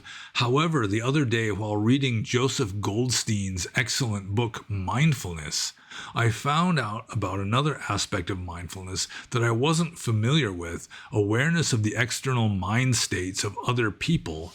Can you speak on this aspect of mindfulness? Any practical tips on how to actually do it? I find it hard enough to focus my awareness on my own thoughts and feelings, much less somebody else's. And it is true, like in the Satipatthana Sutta, it's talking about how you're mindful of your own feelings and you can be mindful of other people's feelings. And from the time that I was a junior monk studying this stuff, it really did not make much sense to me. Although I don't think it's something that you would necessarily try to cultivate. It might be something that you just pick up on somebody being angry, so you can just be mindful of that. You can just pick up on somebody being joyful, so you can just be mindful of that. But I don't think that you're going to be cultivating deliberately being mindful of other people's mental states unless you've gotten to the point where you can read minds. It may be that there are some kind of strange advanced meditation masters who have developed the psychic power of looking into somebody else's mind and knowing what they're thinking and feeling, and then just like practicing mindful detachment of that, which would be a very peculiar yet advanced meditation technique. But otherwise, I do think it would be more haphazard, where you just become aware of somebody's mental state through whatever means, and then you just note it and let it go. I mean, it might be there are certain associations with your own mental states that way, but yeah, it is kind of weird. I don't think that there really is a very good explanation of it in Theravada tradition, or at least if there is one, I either haven't seen it, or what is more likely, I was told it or I read it and it just didn't satisfy me very well, and then I just forgot it. So I do think that it's not something that you would deliberately cultivate, because, I mean, being mindful of your own mental states is something you're much more on solid ground there. And, you know, you've always got your own mental states to work on, which is one reason why almost all mindfulness meditators are being mindful subjectively of their own states and not trying to, like, be mindful of somebody else's mental states. It just doesn't work nearly as well. It's something that may come up occasionally, just haphazardly, but I don't think that it's something that you cultivate unless maybe, like I said, you're very advanced, you can read minds, And then you can like detach from somebody else's mental states instead of detaching from your own. So anyways, I'm just going to move on to the next question, which is from Fred. And Fred says, is there really a difference between nibbana and moksha? Well, moksha is Sanskrit, and in Pali it would be mokkha, which means liberation. So is there really a difference between nibbana, enlightenment, and liberation? And no, not really. Although nibbana has like two different possible meanings. It can be like an ethical kind of a subjective state, the attainment of enlightenment, or it can be a more metaphysical state. Whereas moksha generally is like the first kind. It's like an attainment. It's not some abiding anything you say about the absolute is going to be invalid, but it's not a metaphysical state so much as like a psychological state, more of a subjective event that happens. Moksha literally means liberation, and it's just like a synonym for nibbana in the sense of the attainment of enlightenment. So, Fred's second question, can the lizard brain be controlled?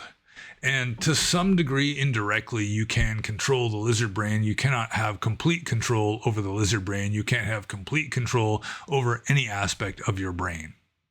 But, like core emotional stuff, then through mindfulness, you can learn how to note it and be detached from it. And just through self-restraint and so forth, and combined with mindfulness, you can learn how to be less angry or less greedy or whatever it is. So indirectly through practice, maybe prolonged, dedicated practice, you can modify the behavior of your lizard brain. But you can't just make a decision one day, I'm just not going to be angry anymore, and expect that to be a realistic statement. You read the text and sometimes it says, a monk should never be angry. A monk should have no preferences, this kind of thing. And you can't just decide, okay, from now on, I won't get angry anymore. It just doesn't work that way because the lizard brain is not completely under our control. So you just have to do the best you can indirectly, and you can kind of steer it in certain directions if you've got the determination, the steadfastness, and the virya, the energy, the commitment and everything to sort of gently guide your lizard brain in a certain direction. But still, it's going to remain the lizard brain, and it's going to be like the animal aspect of your mind, like the primitive animal aspect of your mind. And you're not going to just be able to reprogram that and just however you please. We're pretty much stuck being who we are. We are human, all too human, and we're going to remain human until we die. And then maybe we'll be human again. Who knows? So I'm just going to move on to Fred's next question, which is, do you think a sotapanna is one who knows the ropes, so to speak? And this is another, people just obstinately insist. Even people who watch a lot of my Q&A videos, they just obstinately insist on asking questions about the 4 stages of Aryahood. And like I mentioned earlier on in the Samanyapala Sutta, which is discussing sequentially the steps of higher and higher benefits of living the holy life, 4 stages are not on that list at all. Neither are the formless jhanas. So a sotapanna probably, in all likelihood, in my opinion, it just meant a new convert to Buddhism. Someone who had entered the stream, and they weren't going to get a lower realm just because they're good Buddhists now, and so they're not going to get lower realms just because of that. I don't think that being a sotapanna originally meant that you have the glimpse of nibbana and then you're incapable of telling lies after that. There's certain fetters that don't exist for you anymore. You no longer have self-view and you can't do these immoral acts anymore. I really don't think that it was the original meaning of a sotapanna. The original meaning of a sotapanna, probably in my opinion, was a new convert to Buddhism who had entered the stream of Dharma. by converting to Buddhism. So is they one who knows the ropes? Not necessarily, because if they're a new convert, then they might be a beginner. They might be really like eager to learn, but there still might be a lot of basics that they haven't learned yet. And with regard to the sotapanna in the later derived, more metaphysical sense of someone in the 4 stages of sainthood, and Buddhism has a monopoly on 4 stages of sainthood. You don't hear anything about that in other religions, which is another bit of evidence that I think the Buddhists just made it up. Anyways, just going with the traditional interpretation of a sotapanna as someone who is at the lowest stage of sainthood or sagehood and has had their glimpse of nibbana and can't tell a lie anymore and can't be reborn into one of the lower realms anymore and so forth. Are they one who knows the ropes? I mean, it depends on what the ropes are, I guess. I mean, they would have to have a pretty good mastery of some of the basics of Buddhist philosophy anyhow. And they can't be immoral much anymore. So I guess they would know some ropes. And so I'm just going to move on to the next question. This is from Wayne. And Wayne says, could the God of the Old Testament be an archon? Okay. He's got another question right after this, which is similar, but I might as well divide them up into 2 different questions. Okay. Could the God of the Old Testament be an archon? And I don't think so. I think the God of the Old Testament, he started off as a Canaanite god El. He may have had wherever the Semites originally came from, he probably migrated from there. And it was this belief in El. And then he got conflated around the time of Moses, assuming that Moses existed. He got conflated with this Midianite or Edomite, like god of storms and war and just blood in general, just violence, named Yahweh. And then this belief just evolved over time. Anyone who looks at the belief in some of these metaphysical beings, like God Almighty, in this case, Yahweh, Jehovah, that, you see that just the whole belief about this entity has evolved over time until finally you've got Jehovah being sort of like this really crude, primitive attempt at understanding the absolute. The Christians took it even farther, like in Catholic theological seminaries and so forth, that God becomes so abstract that, he has almost no resemblance at all to the angry God of the Old Testament. So, he could be an egregore, as the pagans would call him, where it's just the belief of millions of people, just sort of their faith in this being does actually kind of creates this real entity. But yeah, an archon, that's just sort of a Gnostic term anyway. So yeah, I think the God of the Old Testament is more of a sociological entity than a divine entity. Although sometimes he is people have tried to equate him with like the absolute, the capital G God and so forth. But that was a later development. That Yahweh was like a god of storms who was like the chief rival of the god Baal, who was also a god of storms. And you can't have two storm gods living in the same area. It's just not big enough for the both of them. So, God Almighty, Jehovah, started off as the Canaanite god El, who had a female consort and was one of many gods, and then it just evolved over time.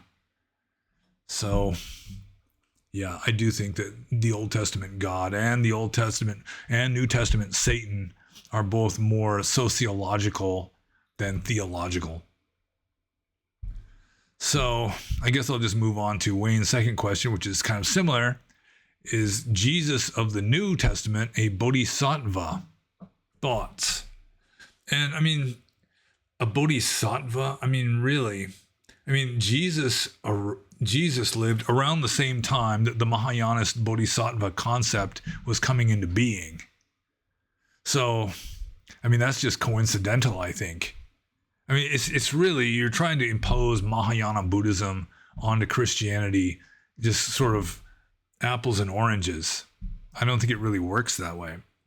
That I do not think that Jesus, as Yeshua, the carpenter's son of Nazareth, I do not think he took any bodhisattva vows. I really do not think so. So some people might say, yeah, he is a bodhisattva. He's going to be a Buddha someday. But I mean, it's just guessing, theorizing. Okay, so I think I'm just going to move on to the next question. This is from Yuga-U. And Yuga-U says, have you seen Eternal Sunshine of the Spotless Mind? And then he says, any thoughts about it from a Buddhist perspective? And then what do you think about that expression? So that's actually 3 questions. So I got to separate these. Okay. Have I seen Eternal Sunshine of the Spotless Mind? I think Jim Carrey starred in that. And actually, no, which is kind of weird because I almost saw it several times. You know, it's like I'd be deciding what movie to watch, and it's like, ooh, this one's considered to be philosophical and profound and everything, but then I'd always wind up watching something else. Like one time I watched The Truman Show instead of Eternal Sunshine of the Spotless Mind. Although Eternal Sunshine of the Spotless Mind is on numerous lists you can find on the internet of, you know, the best philosophical movies, this kind of thing. But no, I haven't seen it. So the second question is kind of nullified now, which is any thoughts about it from a Buddhist perspective. I'm not exactly sure what it's even about. You know, it's kind of a love story. It's supposed to have some profound aspects of, you know, what it means to love somebody, that kind of thing. But that's about it. I've just shot my wad with regard to describing what I understand about the movie. So, Yuga-U's third question. What do you think about that expression, which I assume is the expression eternal sunshine of the spotless mind? And it's a poetical, nice way of describing, you know, sort of illuminated wisdom. Buddhism uses illumination as kind of a synonym for wisdom. You know, like jhana means something like blazing or illumination. So, yeah, I mean, it's nice. It's kind of a poetic metaphor. So I'm just going to move on to this question. This is from DhammaRiver. And DhammaRiver says, let's see, just a minute, indulge me here. I want to scroll down just to see, oh, we still got to, it's not really a long scroll down to the bottom now. We've still got several questions, but we're definitely way over halfway done. So, Philalethes is the next question, and he says, how does one end the acute suffering of being hated, shunned, and abandoned by a lover? Well, being hated by a lover, I mean, that seems to be kind of an oxymoron, doesn't it? To be hated by a lover. But, I mean, if you got a lover that turns on you and starts hating you, I mean, it's questionable whether they ever really loved you in the first place. I mean, love in that sense is just animal mating instincts. It's not genuine love. And I've got this pop-up button thing. There we go. I got rid of it. I mashed the button. Made it go away. So, how does one end the acute suffering of being hated, shunned, and abandoned by a lover? Time, really. I mean, you could have avoided it by just not getting entangled with that person, but that opportunity is past, and so mainly it's just time heals all wounds, I guess. I mean, if you're really in the habit of mindfulness is the panacea that cures all ills, but still it's gonna, I mean, the throbs, the pangs are still going to arise, and then you just have to note them mindfully, which won't make them go away. It will just help you to detach from them somewhat. But I mean, that's just, I mean, you take your chances. You get like intimately involved with another person, especially if you get intimately involved with a person that is not suited to you, then this kind of stuff happens. And it's just, you got to consider it to be worth the risk. You know, better to have loved and lost than to have never loved at all. I think Tennyson said that. So, How does one end the acute suffering? It's by continuing to exist and then it fades away. Maybe you find a new lover, preferably one that won't just repeat the process of the previous one. So I guess I answered that question, because really there's no really good answer to that. I mean, how do you end the acute suffering of the loss of a loved one? You know, it just runs its course. It does whatever it needs to do to your heart, and then you move on.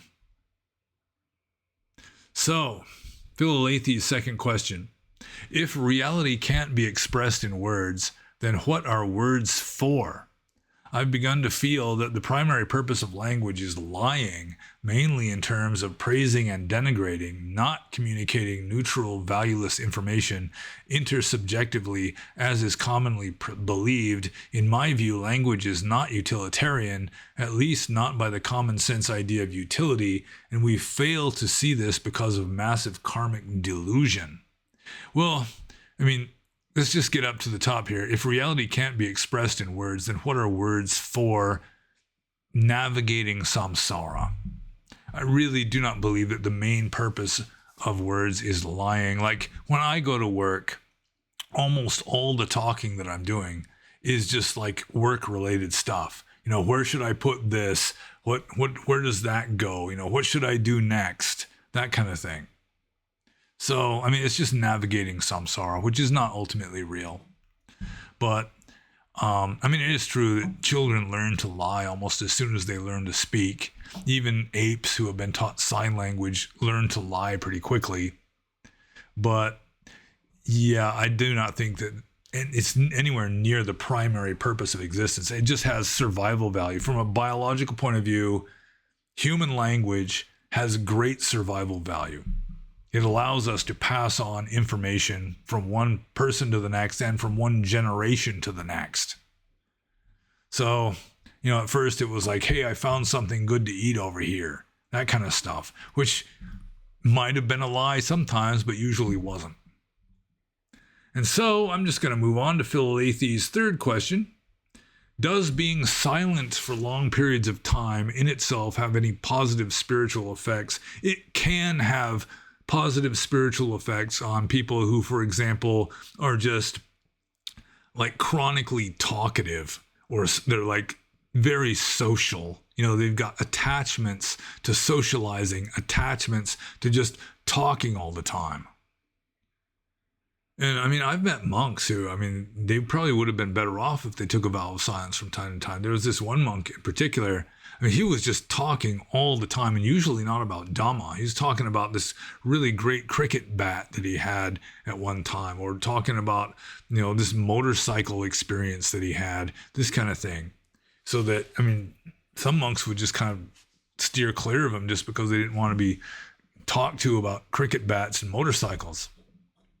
But being silent for long periods of time, yeah, I mean, it can have positive spiritual effects. Like, for example, one of the main spiritual advices of Taungpulu Sayadaw, the founder of the religion, or the founder of the sect of Theravada Buddhism, which I was ordained, the ordination lineage in which I was ordained, had this advice with regard to Dhamma practice, which was eat less, sleep less, read less, talk less.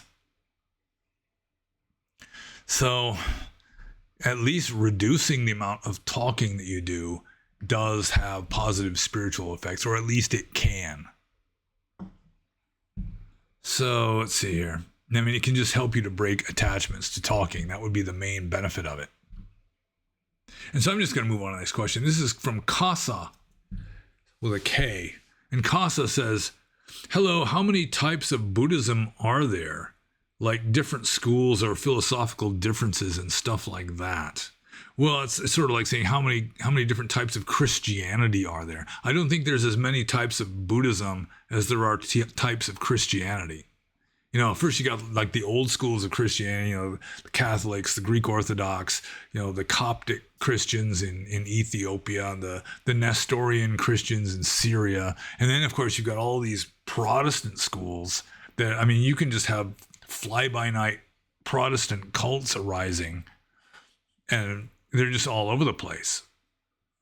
So Buddhism isn't quite that diverse, but I mean, it started off with the old schools, which now there's only one really remaining. There's like a vestigial Sarvastivada in the Nara region of Japan that nevertheless has incorporated so much Mahayana that it's almost indistinguishable from Mahayana, or so I have read and been told.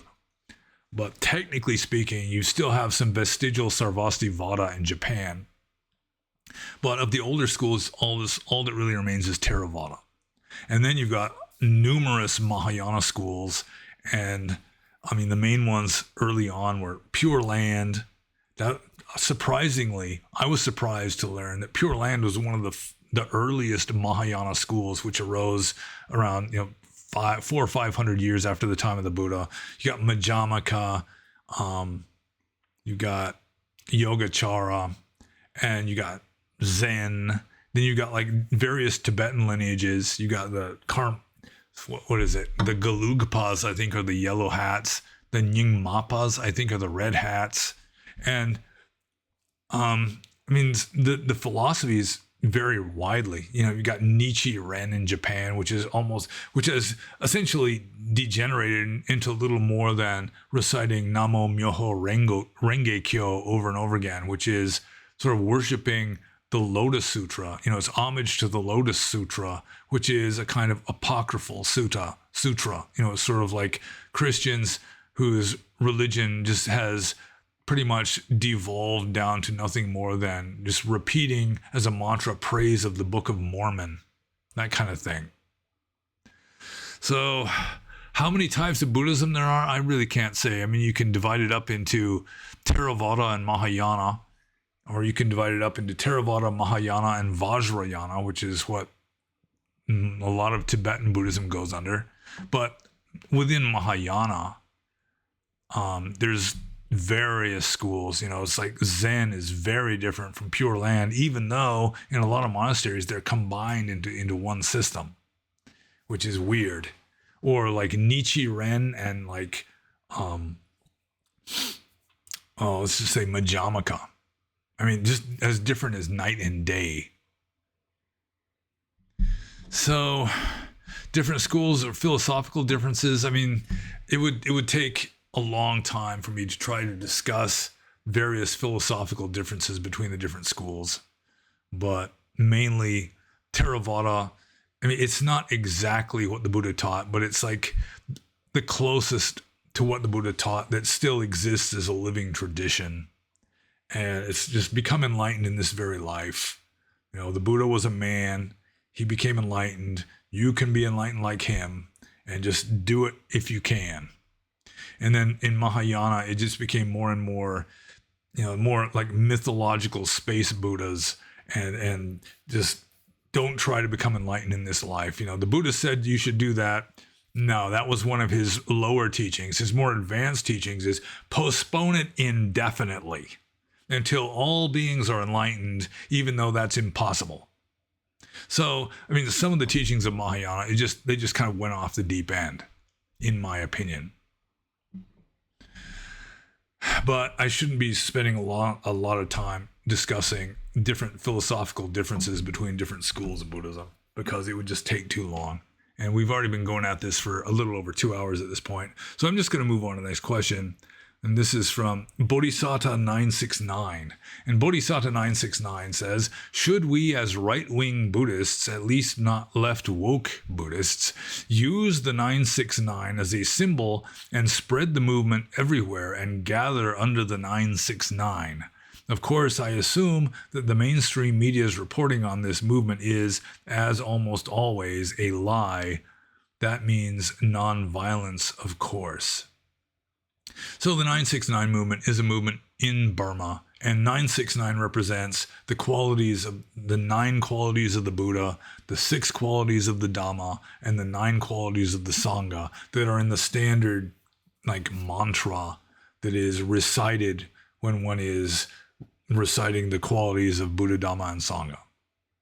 So that's where 969 comes from. But mainly in Burma, it is a kind of movement to keep Burma, at least the ethnic central areas of Burma, Buddhist, and which means to resist Islam.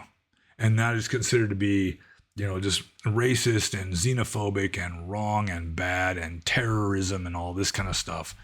And it's not necessarily bad for a culture to want to preserve itself.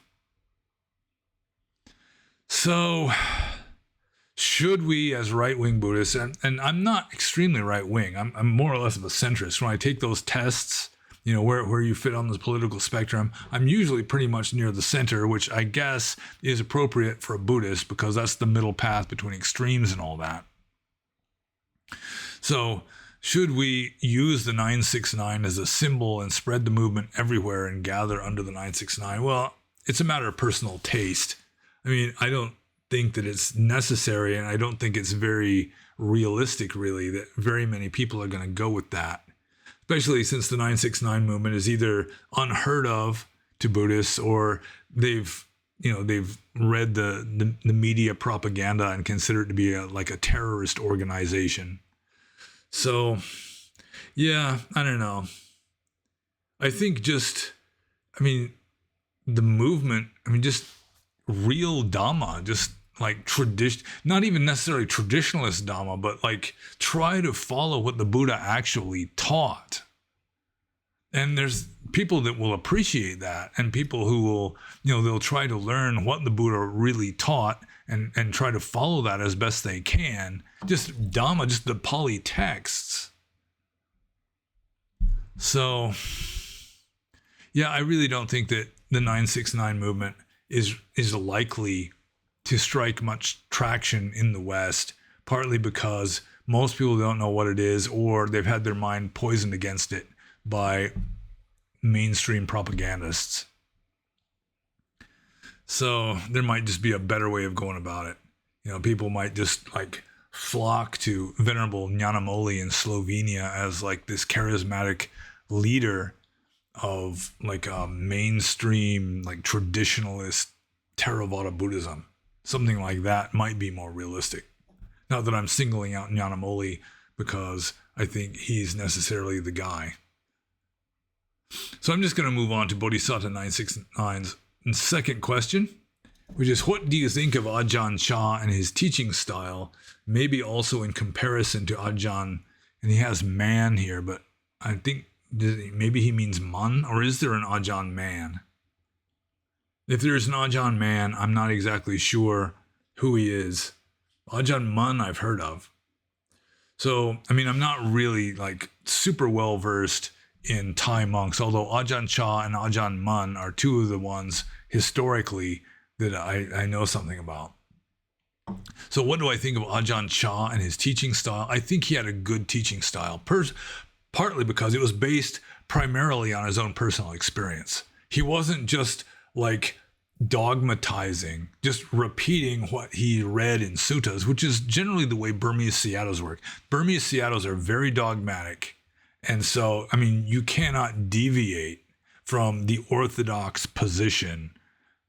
Even if your own personal experience deviates from it, they will prefer to follow the tradition. They will force fit their personal experience into orthodox tradition somehow, because orthodox tradition is more authoritative even than their own personal experience in Dhamma and meditation and so forth. But Thai monks aren't so much that way. They're less dogmatic. In fact, they're less scholarly in general.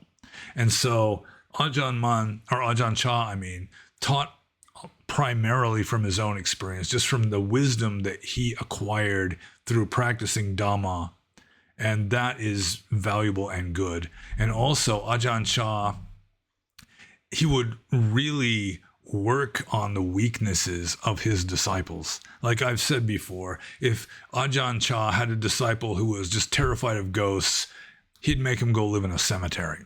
He had another disciple who he just didn't want to associate with people. He just wanted to be a hermit. He'd send him to one of the busiest monasteries in town, the busiest Ajahn Chah branch monastery in a city somewhere. You had some other monk who was very gregarious, got lonely easily. He'd send him off alone into a forest, this kind of thing. And that's a good way of teaching somebody.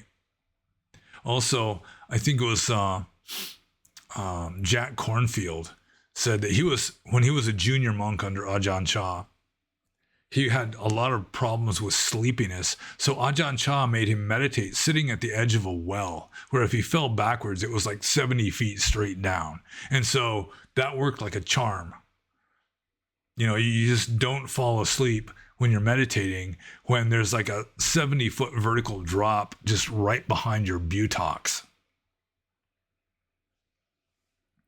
So, yeah, I think Ajahn Chah was very wise, and that's one of the main reasons why he is, he's like the founder, or he's like probably at least half of Western monks are in the Ajahn Chah tradition, and for good reason, I think, because Ajahn Chah just, he had a good system that worked well for Westerners as a general rule.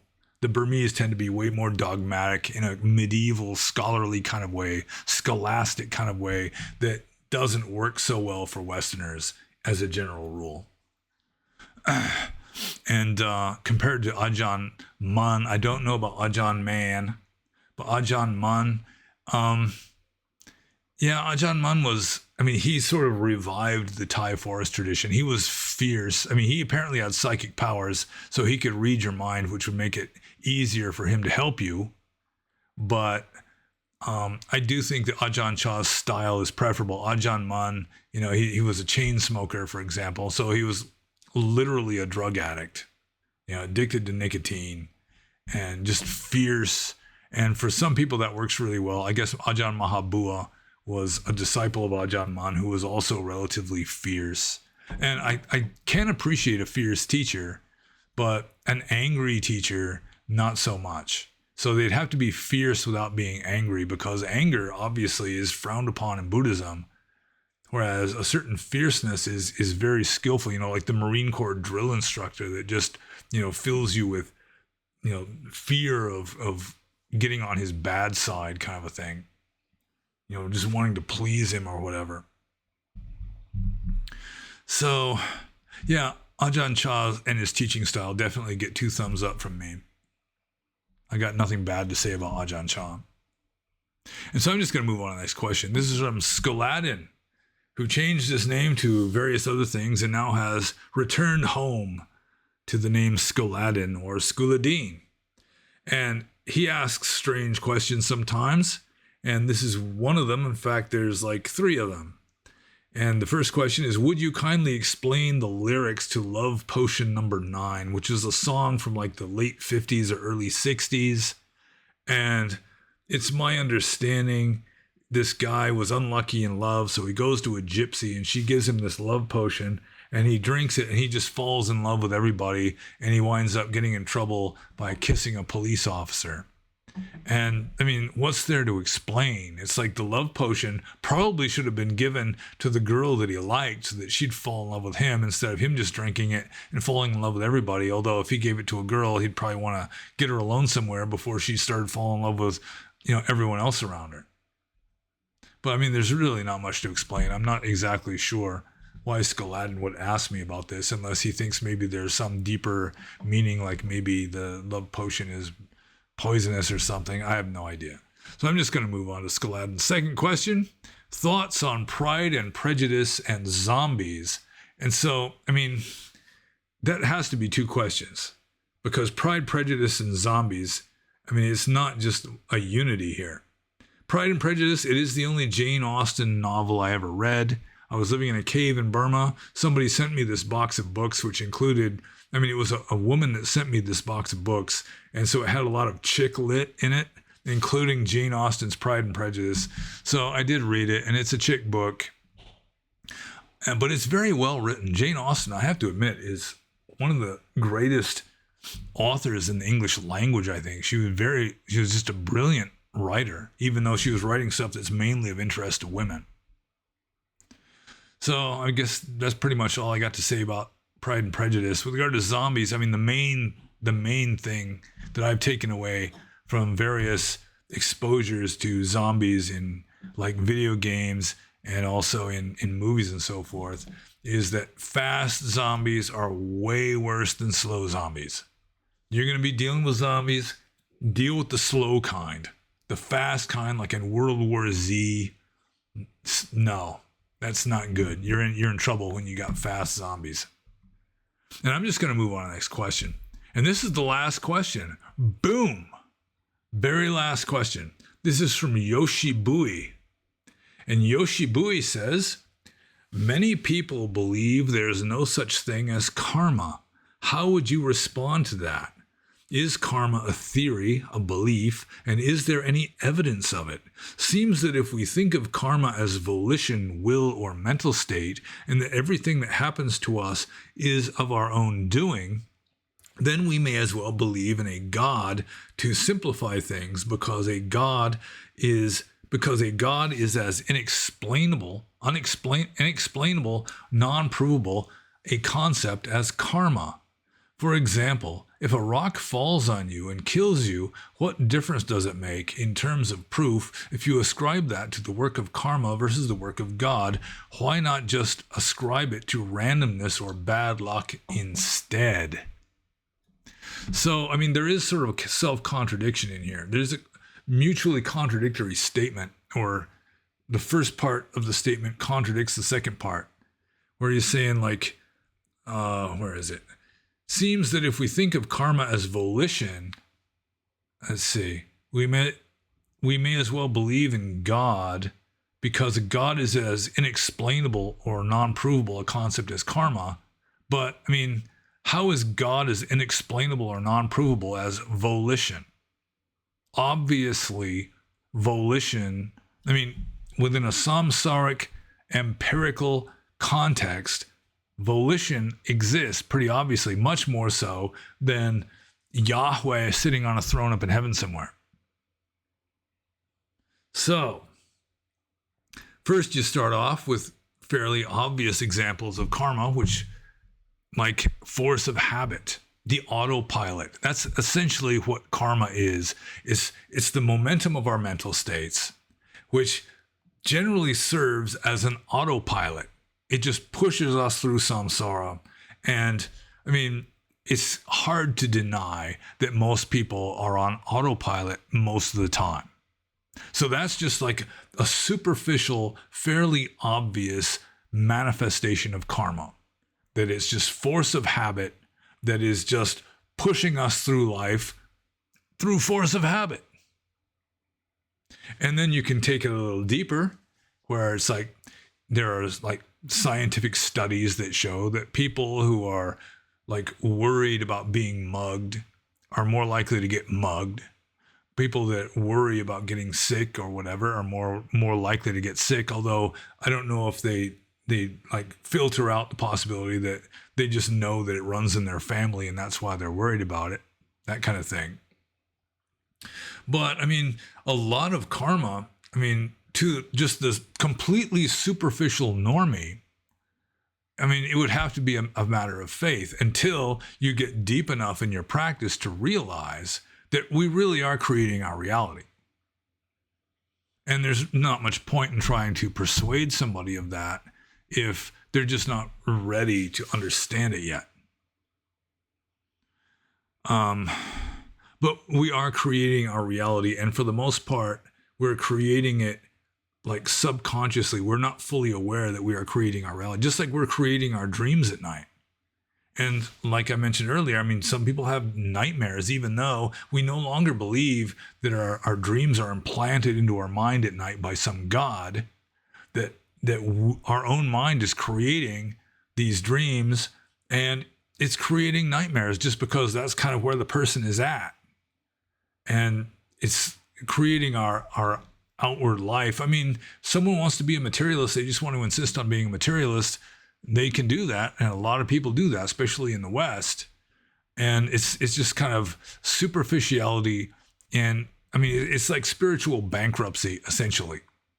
Whereas, I mean, if you're able to get deeper into it, you're able to like see through the veil a little more clearly. You realize this is not reality. Even science will admit that this, what we are seeing, is just a construction of mind. They would say that it's based on something deeper than that we can't see, but I mean, they can't prove that. I mean, materialism can't be proven any more than belief in God or belief that karma is creating our reality. It's just that that's just our cultural conditioning in the West, so we just assume that it's some kind of obvious fact, which it isn't.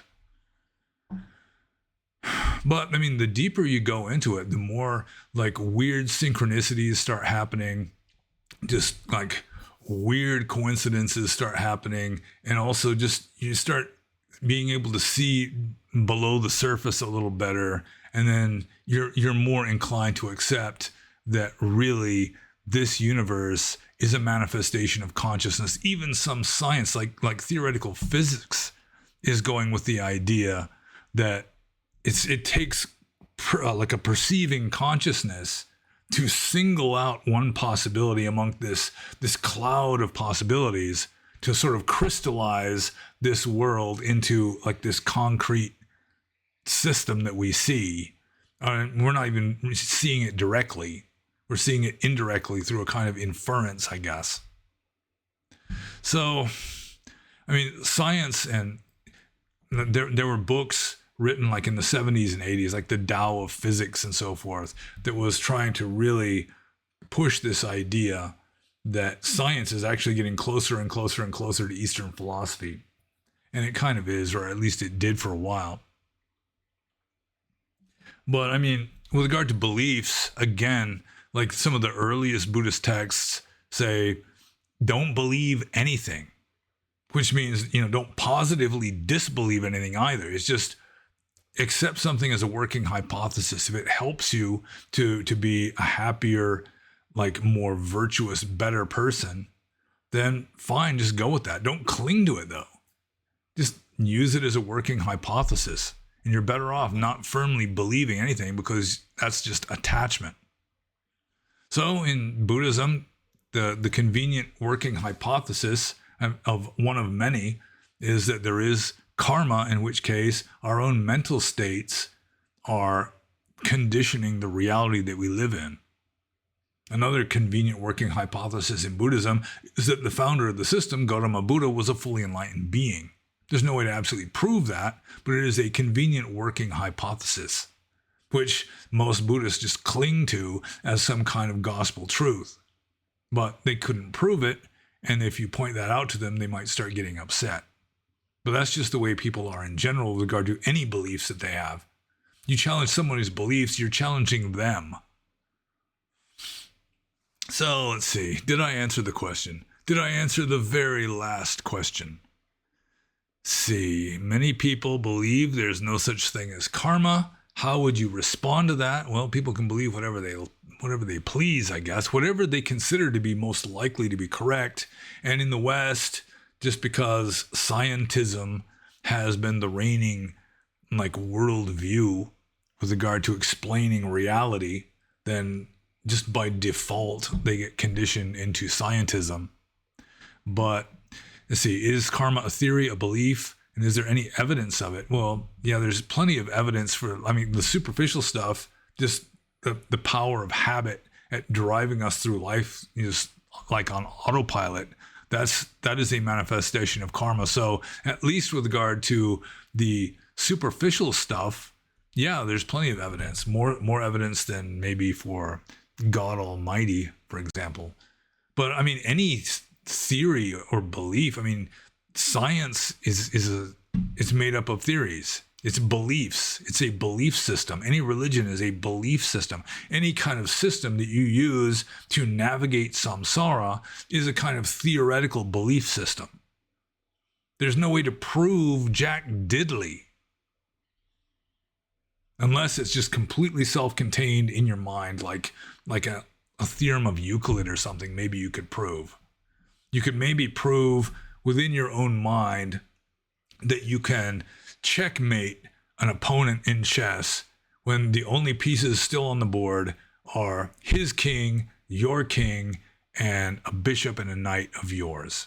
That maybe you could prove that just logically, but you cannot prove that physical matter exists. You cannot prove that scientism is really true.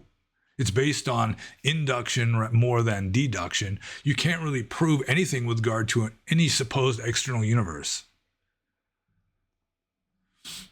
So you just choose what you consider to be most likely in good faith and go with that. And use it just as a working hypothesis, something held loosely in the hand, not clung to.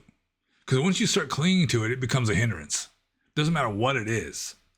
Like Ajahn Chah used to say, even right view becomes wrong view if you cling to it. So just keep it at the level. Whatever theory you think is most useful, you just accept it as a working hypothesis. And don't cling to it. Don't just vehemently, angrily insist upon it to other people. And that's it. I'm done. That's it. So like I usually almost always say, I should then see, how do I put this? I almost always never say this at the beginning when I should. I almost always say it at the end, that if you have any questions you think I can answer, feel free to include them in the comments below this video, especially about Theravada Buddhism, early Buddhism, Buddhism in general, Eastern philosophy in general, philosophy even more in general, meditation, monasticism, Burma, me personally, that kind of stuff. I'm generally pretty good at. Like some Western literature, I'm fairly good at. Like somebody lucked out and I actually did read Pride and Prejudice by Jane Austen. So I was actually able to comment on that. But I haven't read everything. And people asking me, going, what's your opinion about Myron Schmelnick? It's like, I don't know. And I generally do not watch a lot of like Dhamma videos, that kind of thing. I just, for some reason, it does not appeal to me.